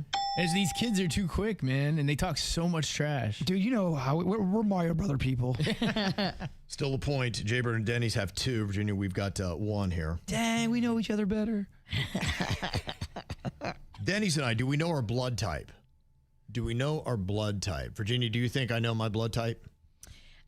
I don't think you do. You didn't before. Oh, but you're with Men's Health now. Yeah. And they might have told it to you recently, and I didn't hear it yet. Okay. This is tough. It is. I'm going to say no. I'm going to say no. You're correct. I don't know still my blood type. That's good. That's good. Which is crazy. Yeah, because I do a lot. They never tell you, though. They'll just be like, okay. You're good. Your blood looks red. All right. Yeah, I don't know how I've avoided that information. I've just never really been told it. And I never really looked it up. And it's never really been a thing. So They never it is tell you. odd. I'm at this age and I have no idea what my blood type is. Do you think you'll die and still not know? I hope. Yeah. It's kind of now a personal quest. No one tell me. If they keep telling me, no, I've gone this long. I feel like something will go wrong. Like everything's gone okay. I don't need to know my blood type. Okay. Jbird, what do you think about with Denny's? Does he know his blood type? He does. Do you, Denny's? Man, I've heard it. I'm trying to see if I remember it offhand. I wasn't done. Not. He does not. That's a miss. Yes. I think it's A, but I can't be positive. I had to work that Are you joke there. trying to get a little joke Joey in early? I told the Kev he wants to write more jokes. He's itching. Yeah, we could do that. Okay, now we're tied 2 apiece. Okay. Okay. Denny's and myself, do we prefer pancakes over waffles? Jbird, what do you think about with Denny's? I Is think that Denny's. true? I think he's a waffle guy. I'm gonna go waffles for Denny's. Are you a waffle guy, Denny's? I do slightly prefer waffles because it holds the syrup better. Okay. All right. So I'd have to say I'm a waffle person over pancakes. What about me, Virginia?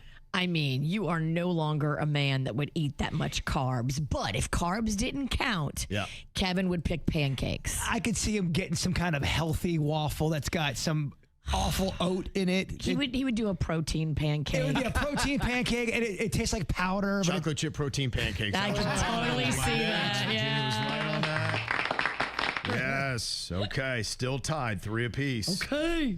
All right. Let's see if we get a miss on this one. Okay. What do you think about this one, Virginia? Okay. This is a question about going to concerts. Have we been to a concert in the last 3 months? Either one of us. What do you think? Have I been to a concert in the last 3 months? I think you have. You recently started going to more concerts. I'm going to say yes. Okay. I went to one on January 10th. I did not. That was your last concert? My last one, Chris Stapleton. Damn. I remember that day. Jbird, this could be for the win. What about Denny's? I Concert know. 3 months. I would bet my face and my fingers on the fact that he has not been to a concert. Is that true? He's very right. I barely ever leave my house. My man is. Right down to the end, and it was so close. Just a matter of a couple weeks, Virginia. Damn it. He's in dad jail, our sweet Denny's. Yeah, he I'm on is. lockdown. I rarely ever leave the house. You're on lockdown for a few more years, too. Here's the bad news. All right, well, Birth control, Denny's. Oh, Moving yeah. forward. There's no more kids coming. the new guys get the win, Virginia. New Wow. guys to the show, yeah. We'll get him next time, old guy. That's right. I have a feeling we'll do a few more of these. Ow! There's a lot of dumbass criminals to talk about, baby. It's the whacked out news. People breaking the law. Ha ha, fighting in the nude. Ha, drunk people pooping in the street. Ha ha, it's the whacked out news. So many people on meth. Ow! Gotta tell you, this is one of the nuttier videos you are ever going to see. My goodness, man. People get nutty, especially when they're drinking and kids are on motorbikes. There is this woman in Spokane County that got arrested after allegedly driving onto a sidewalk and trying to hit a juvenile on a dirt bike. But she wasn't done with that craziness. She then later showed up at a stranger's house and tried to break in. Now, when they finally got the cops on her, they found her nearby impaired. And they took her into custody after she then resisted arrest. I mean, she was on it. Wow. Wow. Here's some people that saw the action talking about it. Lady's crazy. She's trying to run. Oh my God. No kidding. Wow. She's on the sidewalk chasing the kid on a dirt bike. Like, Yeah. what? And the heck? he is riding for his life. He's like, oh my gosh. I bet. I mean, he is like, this crazy lady going to take me out. And she was trying. Pretty wild. Well, Sheriff Grady Judd, he don't care what political party you're from. If you're doing shenanigans in his county, he gonna bust you. I wonder if does he make his own props or does he have a team that does that for him? It's a great question. I don't know how he operates. But I can tell you, MAGA influencer Craig Long has been arrested in a human trafficking and prostitution sting in Polk County, along with Ryan Yates, a Trump supporter who pled guilty in February 2024 for his involvement January 6th. Long posted a photo with Donald Trump and Donald Trump Jr. just a few weeks ago, which I'm sure they would probably rather he take down. Oh, they're trying to scrub that right now. Uh-huh. That's going to get scrubbed. Here's Sheriff Grady Judd talking about the sting and the arrest. Now he's an influencer. You know, he moves in big circles, even with the president. This is a photograph with the president and his son not long ago. Now, we like to see people who make mistakes early in life, and he had a long history straighten up. We like the fact that he likes the cops. Heck, he liked them so much, he got caught up in a sting and got to be up and real close with the cops. Influence that for a while. What? So my whole thing is, it seems like Polk County has a lot of these traffickers or just all these weird, terrible sex crimes. Yeah. Is that just Polk County or is that every county and they just are really diligent on bringing these guys down? I'd like to know, yeah, because they are very active in doing stings. That's where he gets a lot of his material from, is the guys they bust in these stings. Remember we had the clip about Santa Claus? Yes. Last week. That was a big one. Caught up in a sting. But doesn't it seem like there's a ton going on in Polk County? It does, yeah. And I don't know if they do it more frequently or they got a better team or I they think just every county is doing stings, but he publicizes everything. And he's already gone viral. So the amount of followers, the amount of people already sharing his stuff is a big number. It is pretty alarming. There's no shortage of these guys getting busted. I mean, there's at least 10 new videos per day that's uploaded to YouTube. Yeah. And a lot of them are in Florida. Yeah, you would say clearly, I don't know if his press conferences are a deterrent. Because it doesn't seem like people in Polk County are stopping, even though Sheriff Grady Judd is letting you know that he's out to bust you. Well, I think all these pedophiles think, oh, it's not going to happen to me. I'm going to get away with it. Probably because they've gotten away with it before. Oh, yeah. The best is when it'll be a sting, and it's Chris Hansen doing the sting because he has his new show. He's in Florida right now. And the predator will text, man, I just don't want this to be some kind of a Chris Hansen sting. I've seen that show before. And then they'll walk in, and then Chris Hansen comes from the kitchen. Oh, man. Oh, what are you doing here? And their face, it looks like somebody walked right over their grave. That's not the guy they want to see. Oh, it's amazing. They think they're in this surreal dream. I saw a video the other day of United States Secretary of State Marco Rubio. He was DJing at a wedding.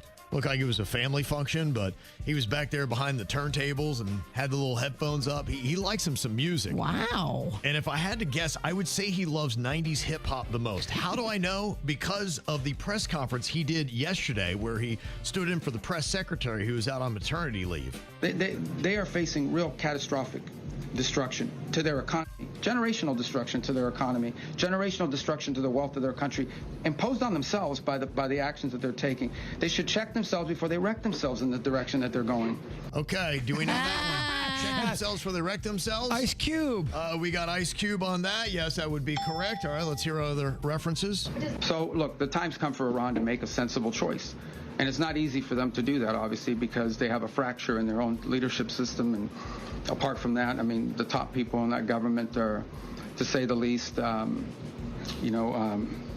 insane in the brain. And so we need to address that.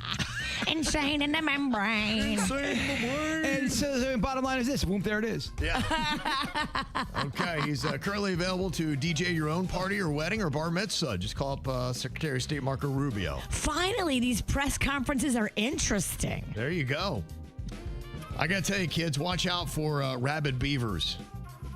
They are out there, and boy, this thing looked wicked. I don't know if you saw this video from New Jersey at Lake Henry. An 8-year-old boy was out there fishing with his family, and a beaver suddenly charged out of the water at about 6 p.m. Oh, no. It has rabies. Kid tried to run, but he tripped. Yeah, the beaver bit him repeatedly on the upper thigh and leg. I saw somebody pick up the beaver and spike it into the water. The beaver's like, "Rrr," comes right back up after him. No, the beaver came back? Yeah. They spiked the beaver? He spiked the beaver, yeah. He took it and just spiked it out into the lake, and the beaver said, "Oh, hell no," and he came right back up. That rabies makes these animals crazy wild. Yeah.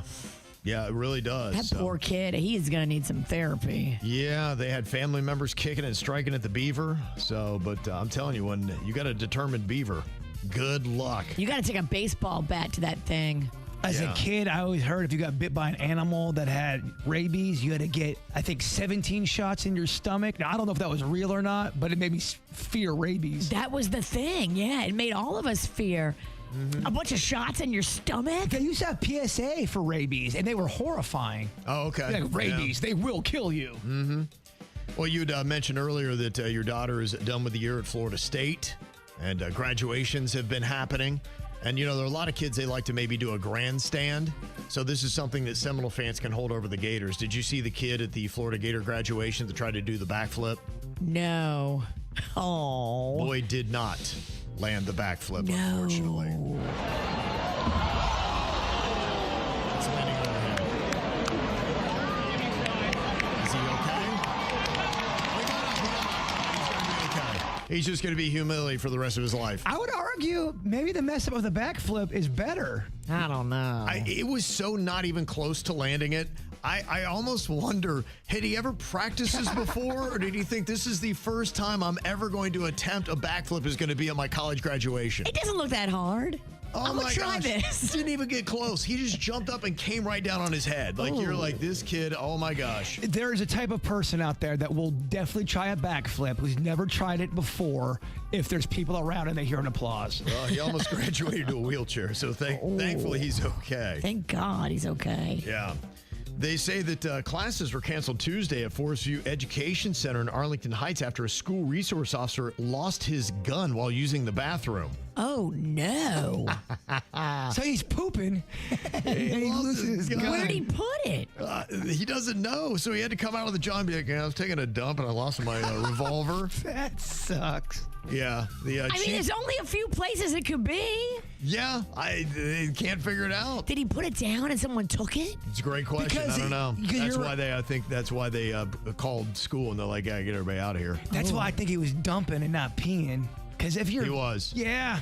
And I had to be part of it. And at that point, you just come clean and you say, look, I was going number 2. I lost track of where I was and my surroundings. It was that kind of a movement. Because if you go up and say, I was just peeing, they go, well, you were peeing now. We think you were dumping, dog. Just be honest. Yeah, they had surveillance footage, limited people into the restroom. They still haven't recovered the firearm, so. Wow. Maybe he flushed it on accident? Yeah, the chief called it unfortunate and embarrassing. Unfortunate. And embarrassing. And congratulations, I guess, to John Stevenson. He pulled a car 131 feet using his penis while he was on fire, all to raise awareness for prostate cancer. Wow. Here he is talking about the incident. Well, the simple explanation for the fire was, when I researched this, I wanted to be the first person to ever do like a stunt that's never been done. That's worldwide. So I did a bit of research on Google, and it turned out that somebody in another country's already pulled a car with their. Oh my God! Is that true? This is a thing that we didn't know about. Okay. So I thought, right, well, what I can do then is try and put something on top of that to be a world's first. So I Googled it to see if anybody's ever done it while they're on fire. Oh, my God. And it turned out that they haven't. So that's what we did. All right, there you go. World Record Wednesday's back. Okay. That's bit 1. I could do it, but it's gonna have to be a Matchbox. Okay. They didn't say what kind of car. I like it. You hate us, you hate us, you hate us, you hate the KVJ show. That sucks.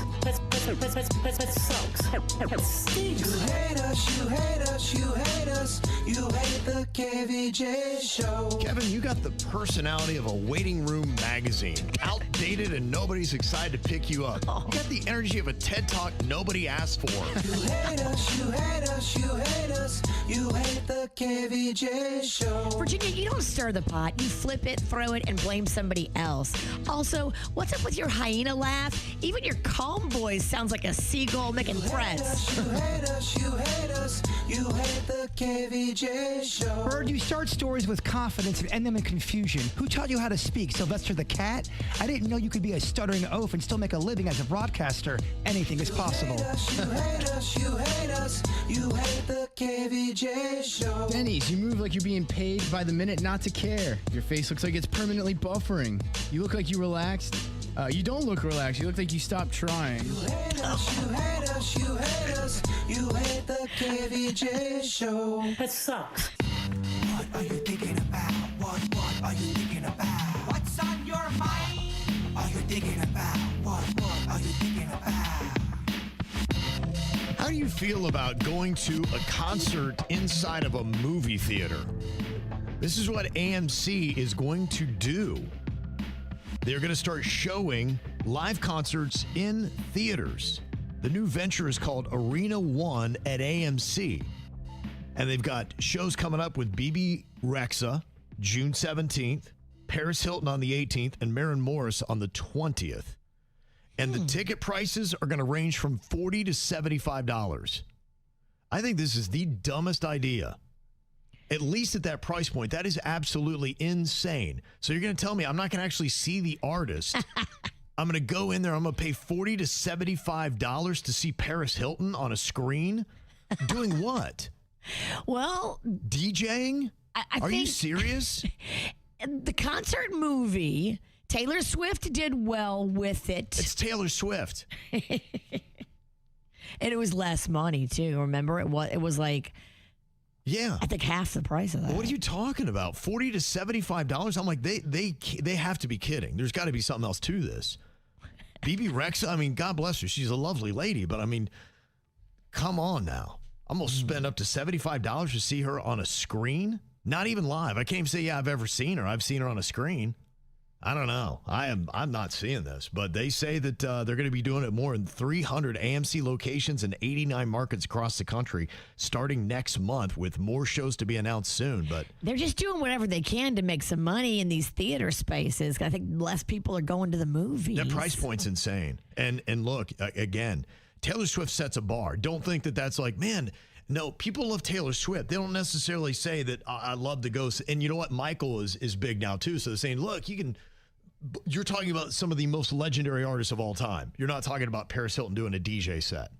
I'm just saying, to me, there's a drop off. Like there's a chasm of space between the two. I get it. Okay. All right. Maybe I'm wrong. I agree with you, but I think making a little bit of money for them is better than making no money. Who's going to pay this? I would love to if they do that here, you got to let me know, because I want to go interview people coming out of the Paris Hilton that spent at least $40 to see her on a screen DJing. I'd be like, why? Is it also a movie, or is it just her DJing? It's live concerts. That's what it is. It's not like the Taylor Swift. No behind the scenes. No, it's no like, okay, here's her with her family. No, you're getting what you would see if you went to go see them live at a show, and you're paying really about the same price. I don't get that. I don't get it either. Yeah, I'd be curious. Be like, what are they smoking at AMC? I don't know. I'd be stunned if this thing is massively successful. Watch it be packed. Yeah. And then Kevin has to go interview the people coming out of it. I would like to know. I'd be like, why am I so out of touch? Why don't I get it that this is the best thing ever to spend at least $40 to see Paris Hilton doing a DJ set in the movie theater? Look in a mirror, boomer. I guess, maybe. They're probably trying to do the Taylor Swift model. Didn't she have a concert out there? And it was massive. And but she didn't charge this much. No. And it was probably more interesting, too, because it showed clips of her behind the scenes, her interaction with her team and her crew. And like it was like a concert movie. Oh, you don't think it's going to be you don't think Paris Hilton can bring that kind of heat? I mean, if it was a concert movie or a DJ set movie, then there'd have to be a lot more. And There has to be more meat. I think they're insane with the price point. That's what I couldn't believe. I mean, if you're talking about a regular movie ticket, I'm like, all right, okay, maybe this could be interesting, but $40 to $75 and the artist isn't there, you're seeing them on a theater screen? That's insane to me. I mean, I know it's going to be better sound, but well, I'll let people, maybe I'm way off base on this. Do you think it's a great idea for the price? All right, Jbird, what you got on your mind? It's at Publix, and I come out to my Jeep. There are 3 Chia Pet boxes out there. One of Abe Lincoln, one of George Washington, and one of the Statue of Liberty. You got Chia'd? I got Chia'd. Now, here's my question. Did somebody see me in the parking lot, watch me walk in, and then put the Chia Pets on my Jeep? Did somebody follow me? Do they always have Chia Pets with them? And they just... I'm just confused how I could have got Chia petted at Publix. And I love Lincoln. You do. I love Chia Pets. These are very specific to you. I think you're being followed. Is that a following? Or is that a random, I got Chia Pets. There's Bird. He loves Chia Pets. I'm going to put it at, I think the most likely is they had it, they wanted to give it to you, and then they saw you like, oh my gosh, there he is. And like, oh, he just went in. Let's put it on his Jeep. All right, that's kind of... I'm going to give it more like they saw you come out of work and get in your car, followed you to your house, waited there all for night, you to leave. Slept in their car. Go to Publix, and they knew it would freak you out more if it happened at Publix. I know you're kidding, Kat, but something like this happened to me before. So it's not that out of the realm of possibility here. I don't know. What a life, I tell you. Yes. I never know what's going to be on my car when I walk out of a structure. I do love the Chia Pets, though. Maybe it's an early birthday present. Whoever gave you the Chia Pets, I thank you. I just would like to know who it is. There's no note. It's just Chia Pets. Is it just Chia, or does the Chia come with a side of murder? Yeah, exactly. All right, Virginia, what you got on your mind today? So on the boat yesterday, I was talking to one of Magnolia's little friends, and I was just like, whoa, it's crazy to think about. Just how expensive is it here in South Florida? So she just graduated from college. She's got a finance degree now, but is really struggling to find a job in finance because it's just so tough. And she and her roommate from college were talking about it. Now, the roommate got a job in a medical field in New Orleans. And so her roommate from college is moving to New Orleans to go start her little career. And Magnolia's friend that I was talking to on the boat was like, I'm just going to go with her to New Orleans and keep this roommate thing going because the rent in New Orleans is half the cost of South Florida. Yeah. Half. Yeah. So she's like, why worry about job hunting here in South Florida? Right. I'll go job hunt in New Orleans. I can go anywhere with my finance degree. And what's crazy in what you're saying there, and in fact, they need to listen to this because they're trying to attract finance majors to this area. And you're saying right now that a Florida State finance major is priced out of the market because of the cost. And Stephen Ross and everybody's putting this whole thing together need to realize that, kids got to start somewhere, even in finance, and trying to get a job. You're pricing the locals. Yeah. She grew up down here. And the people you're trying to attract, they are not attracted because they realize they can't afford it. They can't afford. You can't afford to live. And I think their response would probably be like, well, you know what? This is not where you start. This is where you finish. I know some. What a jerky rich guy thing to say. I think that would be the comment. They would probably flour it up so it's not so douchey, but if we cut right through the cheese, that'd be the comment. He deserves a drink in the face. Just saying. I think that's probably how they'd rationalize it. That would be in a Netflix series. It's not where you start. This is where you finish. And then they get a drink in their face. The rich person? The rich guy, yeah. No, I don't think that's how it goes down. No, the rich guy actually throws a drink in their face. Yeah. He wins completely. Yeah. And it's not fair. I mean, that's how it goes. It is. It's how it goes. It's not fair. It's not right. But it is what's going to happen. Don't you think it'd be fun to turn the tables? It is. Eventually he'll get his own, but not in that scene. No, he says the line, and he's not humiliated there. He gets his own when all the women come forward of all of his doings. He diddled me. Yeah, and then he gets brought down. Yeah. That's how the fat cat goes down. Mm-hmm. Well, I asked, what do you think? Is this a genius idea to see Paris Hilton do a DJ set on the big screen at an AMC theater for at least $40? And 14% of people think that is a great idea for that price. 14's kind of a lot more than I would ever think. Well, so I need to go out there because 14% of the people would be going, yeah, that was the best thing ever, man. I wish they would have charged me more. You got to talk to them. I want to talk to that 14 to now 16%. So okay. It's going up. They've got to be trolling. They have to be. I don't know. Maybe they do love it. Okay. I'd like to know. Got a few comments about AMC's showing of live concerts for a price point of $40 to $75 with artists like BB Rexa and Paris Hilton. One comment said, Taylor Swift is relevant. Plus, to go see her concert movie, it was $19.89. BB and Paris are not relevant right now. This is ridiculous. Yeah, and I agree with what they're saying. But you know how this goes. Somebody sees Taylor Swift do it, and they go, you know what? That would work for Paris as well. Let's try that out. And it's not going to. I just don't understand the rationale of making the price point 2 to 3 times higher. That's what's absolutely insane about it. And nothing against Paris either. I think that's too much money to see her even live. No. For me personally, like I said nothing against Paris. Now, one comment said concerts are too packed. A lot of people end up watching the show on the Jumbotron anyway, since they can't see the stage. And that is true. That is true. I was rocking out to T-Pain at Jazz Fest, but I couldn't see him on the stage. Yeah. I watched the Jumbotron the whole time. Yeah. And to me, I think you're paying a little bit, though, still for that whole experience being there in the concert. Look, I don't hate showing these things on the big screen. I hate the price point. You know, for instance, you got the Foo Fighters. They're going to be at that Welcome to Rockville in Daytona. I've seen that crowd. I'm like, I'm too soft for that crowd.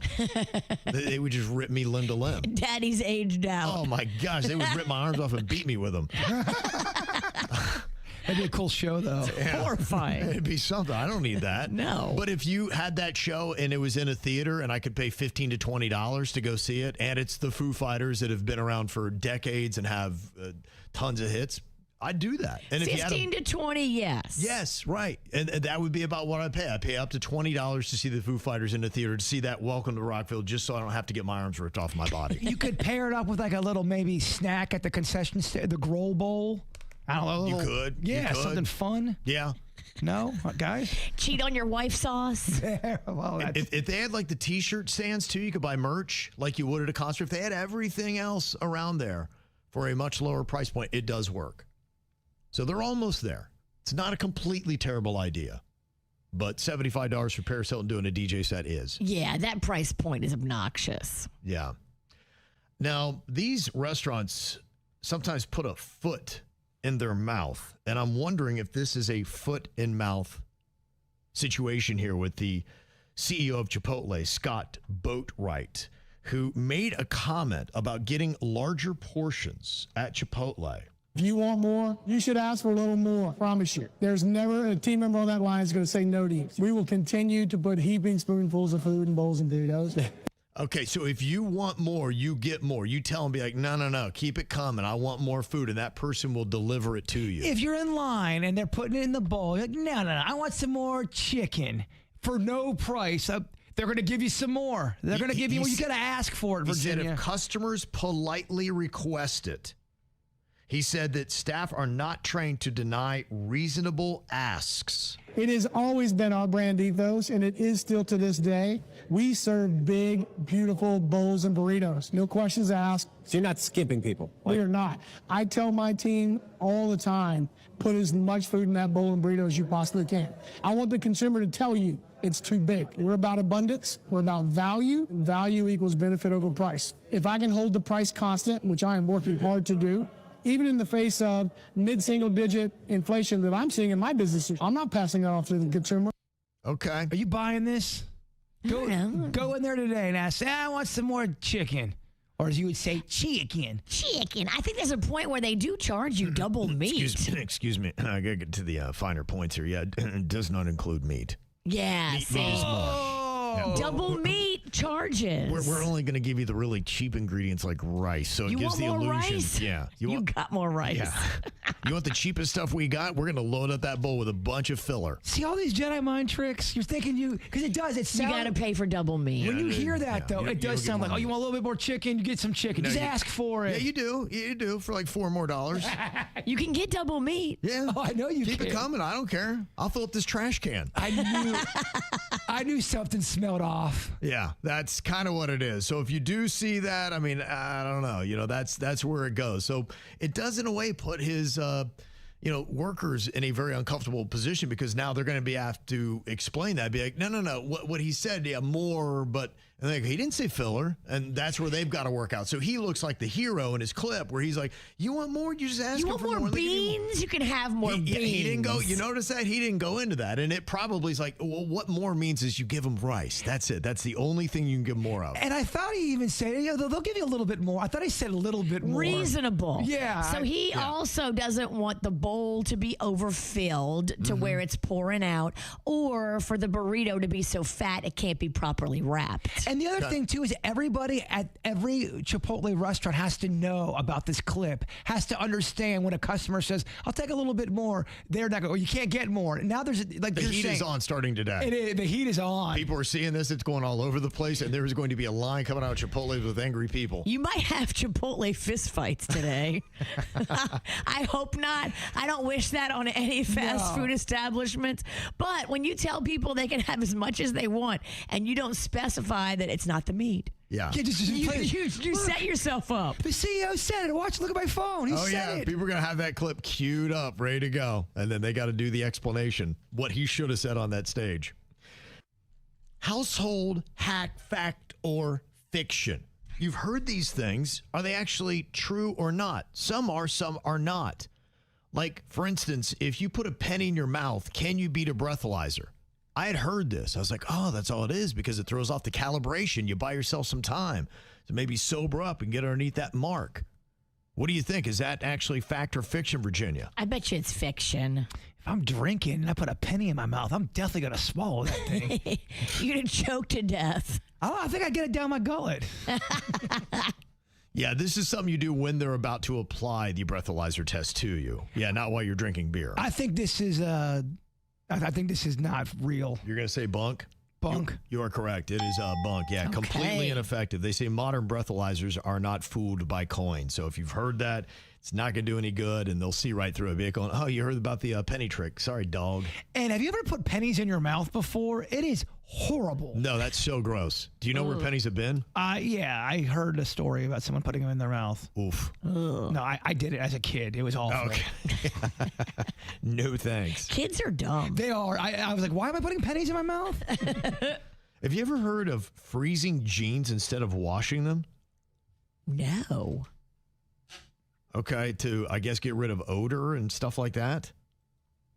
Does it get rid of the wrinkles?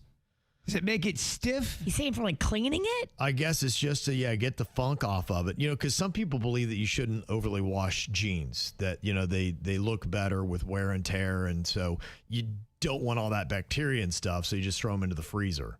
So it kills the bacteria and then you can put them back on and now there's no bacteria. Huh. And then you can dip your leg part of your jeans in a drink, make it cool. What do you think, Bird? Do you think there's any legitimacy to this or not? I do. I've heard of this before. Okay. Yeah, there's something to it. Yeah. They say it may reduce odor-causing bacteria temporarily, but it does not actually clean the jeans. Yeah, how gross are your jeans? If you got to ice, you have to freeze them. Just put them in the washing machine. Your jeans. Yeah, some people are like, no, they really believe it's going to tear them up, I guess. Or just have stinky balls. I don't care. Yeah. Yeah. All right, what about this? Bubble wrap on windows for insulation. Wow, okay. Huh.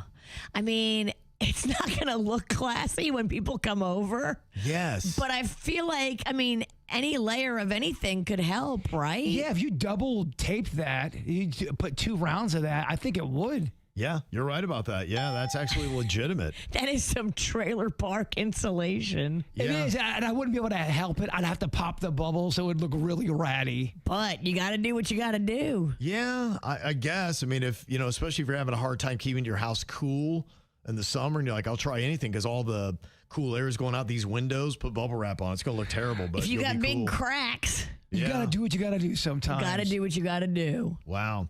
What about putting a banana peel on your forehead for headaches? Ooh.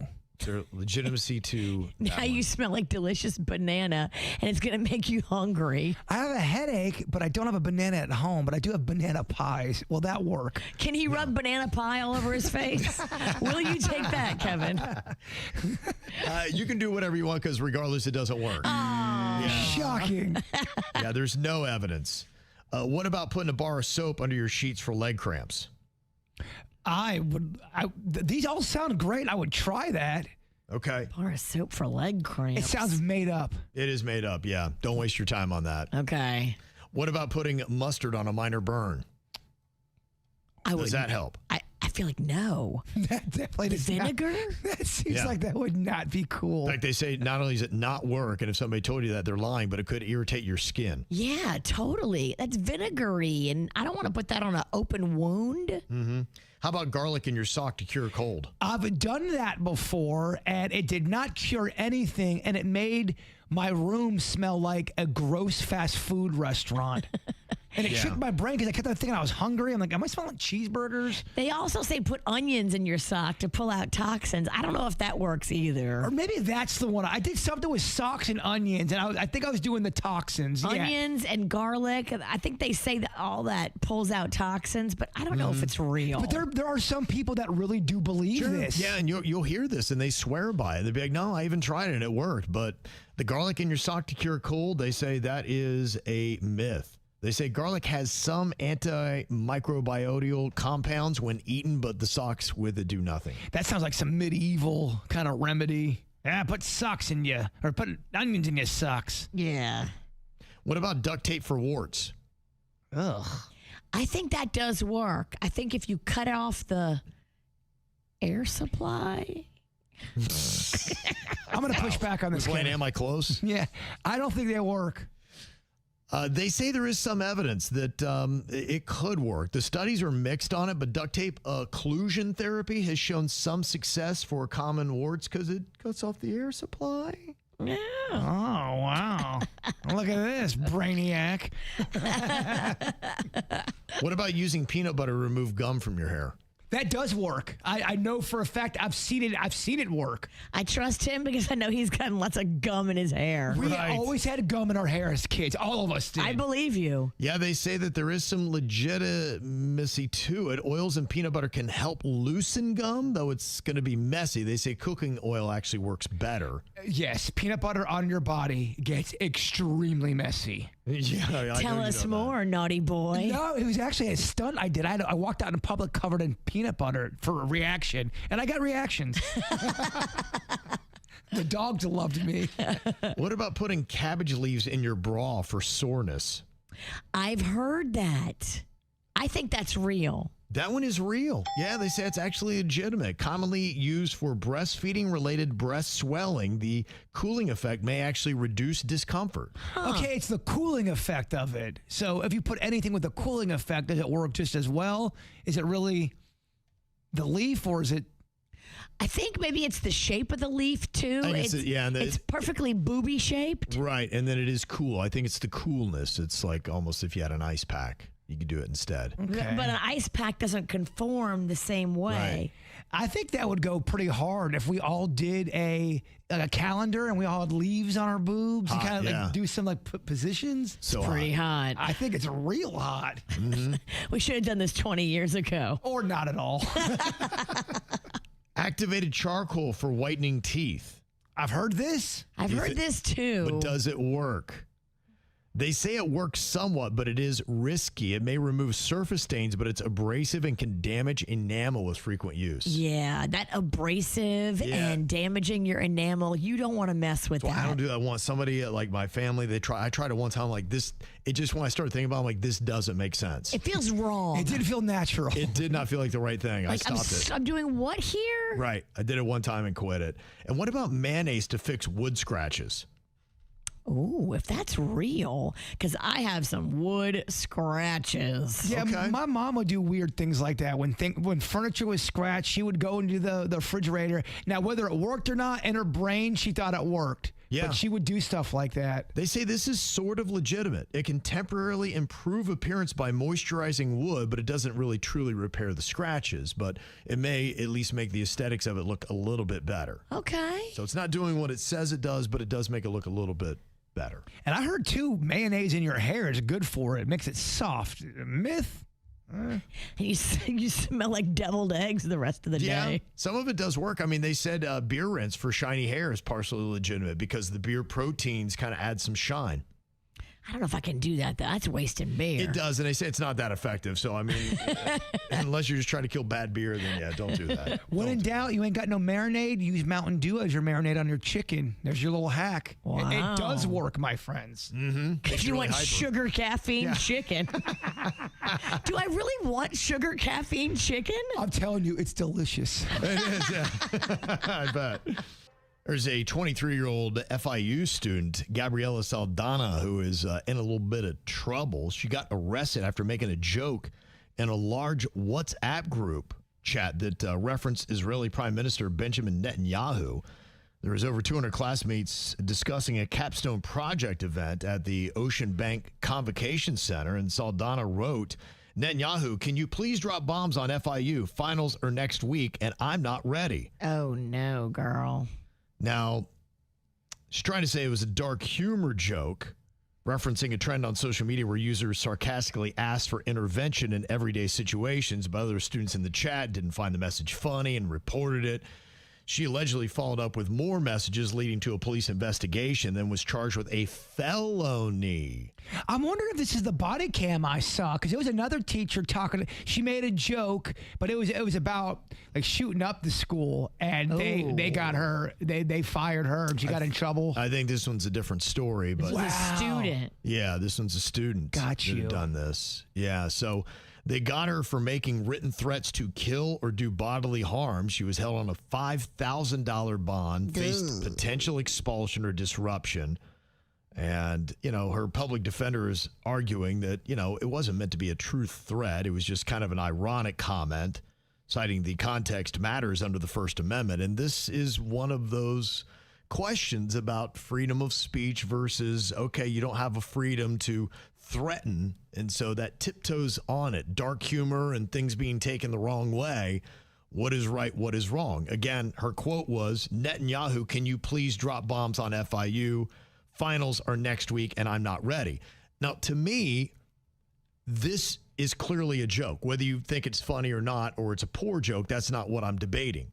But the fact, because she's not going to be able to call up the Israeli prime minister and actually have... You don't think Netanyahu follows her on socials? Don't think that's going to happen. And the nation of Israel, I don't think is going to then drop bombs on one school in South Florida. I think that'd be very unpopular. So how facetious the comment is, to me, you got to put that in the joke category. I think when it comes to any kind of inciting violence with anybody at school or anything like that, people are not going to... They don't care if it's a joke or not. They want to send a message going, we ain't joking about this. But it gets a little crazy, and I can see where it does get a little intimidating about what we can say and what is intimidating, because to me, when you say something outlandish or facetious, that is irony, or of course that's not going to happen. When it's something that could happen, be like, you could do that. If you're saying I'm going to, or I know someone that is, then you're like, that could actually happen. This is not going to happen. And so to me, that's what the separation is. Legal, well, you should be her lawyer. Yeah, Legal Kev really making a case over here. Does this girl want to hire one guy who really sounds like he's got it together? That's all I got. I mean, if you do decide to become a lawyer, I just want to be that side lawyer that doesn't do anything but always whispering at you in court. Yeah, okay, I love it. You'd be like the dead weight paralegal. Yeah, exactly. Yeah. She never pulls her weight. No, but I'm always whispering something. You're always telling Kevin how to do it, and Kevin's like, I know. I'm writing something down in court, and I cite to Kevin, but it's just tic-tac-toe. Yeah. Now, the thing about this is the judge deemed the message a credible and imminent threat, stating that an objective person would think that it was not a joke. And I disagree with that judge. I'm like, if somebody said that, I'm like, do you really think that Benjamin Netanyahu is going to drop a bomb on FIU? Like, that's just not now. And she has the power to do that. Like you say, I'm not saying it's a great joke, and I'm not saying it was proper and this and that, but you're talking about giving this girl a felony and kicking her out of school, and now already she's got a $5,000 bond. I'm like, it's a lot. It's a lot, man. They're sending a message. Yeah, they are sending a message. Okay, well, I'm just kind of curious. Do you like where they're going with this? Because it sounds like she is in some serious trouble about this joke. Sounds like she needs Kevin the Legal Eagle on that team. She gonna need somebody. I got a mustache suit you can wear in court. Okay. I would love to see that. That'll win it for her. One comment that we got via text says, it is clear in the student handbook, starting in elementary school all the way up through college, you can't joke about threats, bombs, or killing. And that's absolutely true. And, you know, for that, maybe FIU is in the right to say, sorry, that violates our guidelines. If it does, and they may want to take some action to it. And here's just the PSA for everybody, in case you don't know. Yeah. You can't joke about bombs at schools or airports. Don't think you're being funny. Don't think you're going to make your friends laugh. Yeah, even if you can't do it at schools or airports. Even if you're at the airport, like, I'm going to get a steak bomb sandwich, they ain't gonna play. They don't sell steak bomb at the airport. No, but I'm saying, even if you said that joke, oh, let's go get a steak bomb. Oh, and people go, cuff them. Get him. Tase them. Another text said, you said at the beginning of the story that the student made additional comments. What were those comments? She may have made additional threats. And yeah, it did not include that in the story. I would think if they were credible to the story, hopefully they would have included them. So that's the only reason why I assume that it's nothing that's too inflammatory. But we all realize reporting's not as good as it used to be. True. So there's details left out of stories constantly. Mm-hmm. Yep. Well, I asked, is this joke a credible threat that warrants being a felony? That's where I think that's pretty crazy. And 74% of people think it is not. And I still do agree with that. That's where I think it gets a little crazy. Felony crazy. Yeah, we got jokesters in the chat room. Disciplinary action. Okay, yeah. I mean, something should, you should make an example out of her somehow, some way, on a smaller level than a felony. But to me, when you make it a felony, that's when you start really putting fear about the First Amendment in a lot of people. You know, and something with that, and comedians as well. Like I said, that's where the joke would be. This clearly is a facetious statement. And comedians say a lot of stuff like that you know is facetious and is not happening. That's what makes it funny. Yeah, but comedians always talk about how they're canceled, but they still can go up there on stage and say what they want. They just, what if they charge them with a felony? I don't think they can charge him with the felony. That's what I'm saying. If this case goes through. This is different, though. It's because could set a precedent. She's going to say she was trying to be a comedian. Yeah. And they're going to say, well, it's in the handbook of the school that you can't do that because they already have something in there. But the felony's unrelated to that. I don't know what I'm talking about. I don't know. Yeah. That's why I think it's scary. Is when felony's bigger than just the school. I just don't. I don't see a comedian ever getting a felony or even threatened with a felony for saying something. Not yet, but this starts down that path. Yeah. First Amendment, bruh. That's it. That's it. That's it. Step by step, baby. Scary. Look out. Don't take away my rights. That's right, Virginia. I got rights. Fight for them. The party. We got more KVJ going to be coming up on the After the Show. You can check it out. It's going to be live on YouTube, Facebook, Instagram, and Twitch. Also on demand anytime you want, YouTube and Spotify. Before we get there, though, Bird's going to wrap us up with his thought for the day. Kind of relates to what we're talking about a little bit. Some people throw jokes like confetti, never noticing they're made of razor blades. Oh, yes. Yes. Call the cops on Bird. He tried to throw razor blades at me. I swear it was just a joke. The KVJ Show on 97.9 WRMF.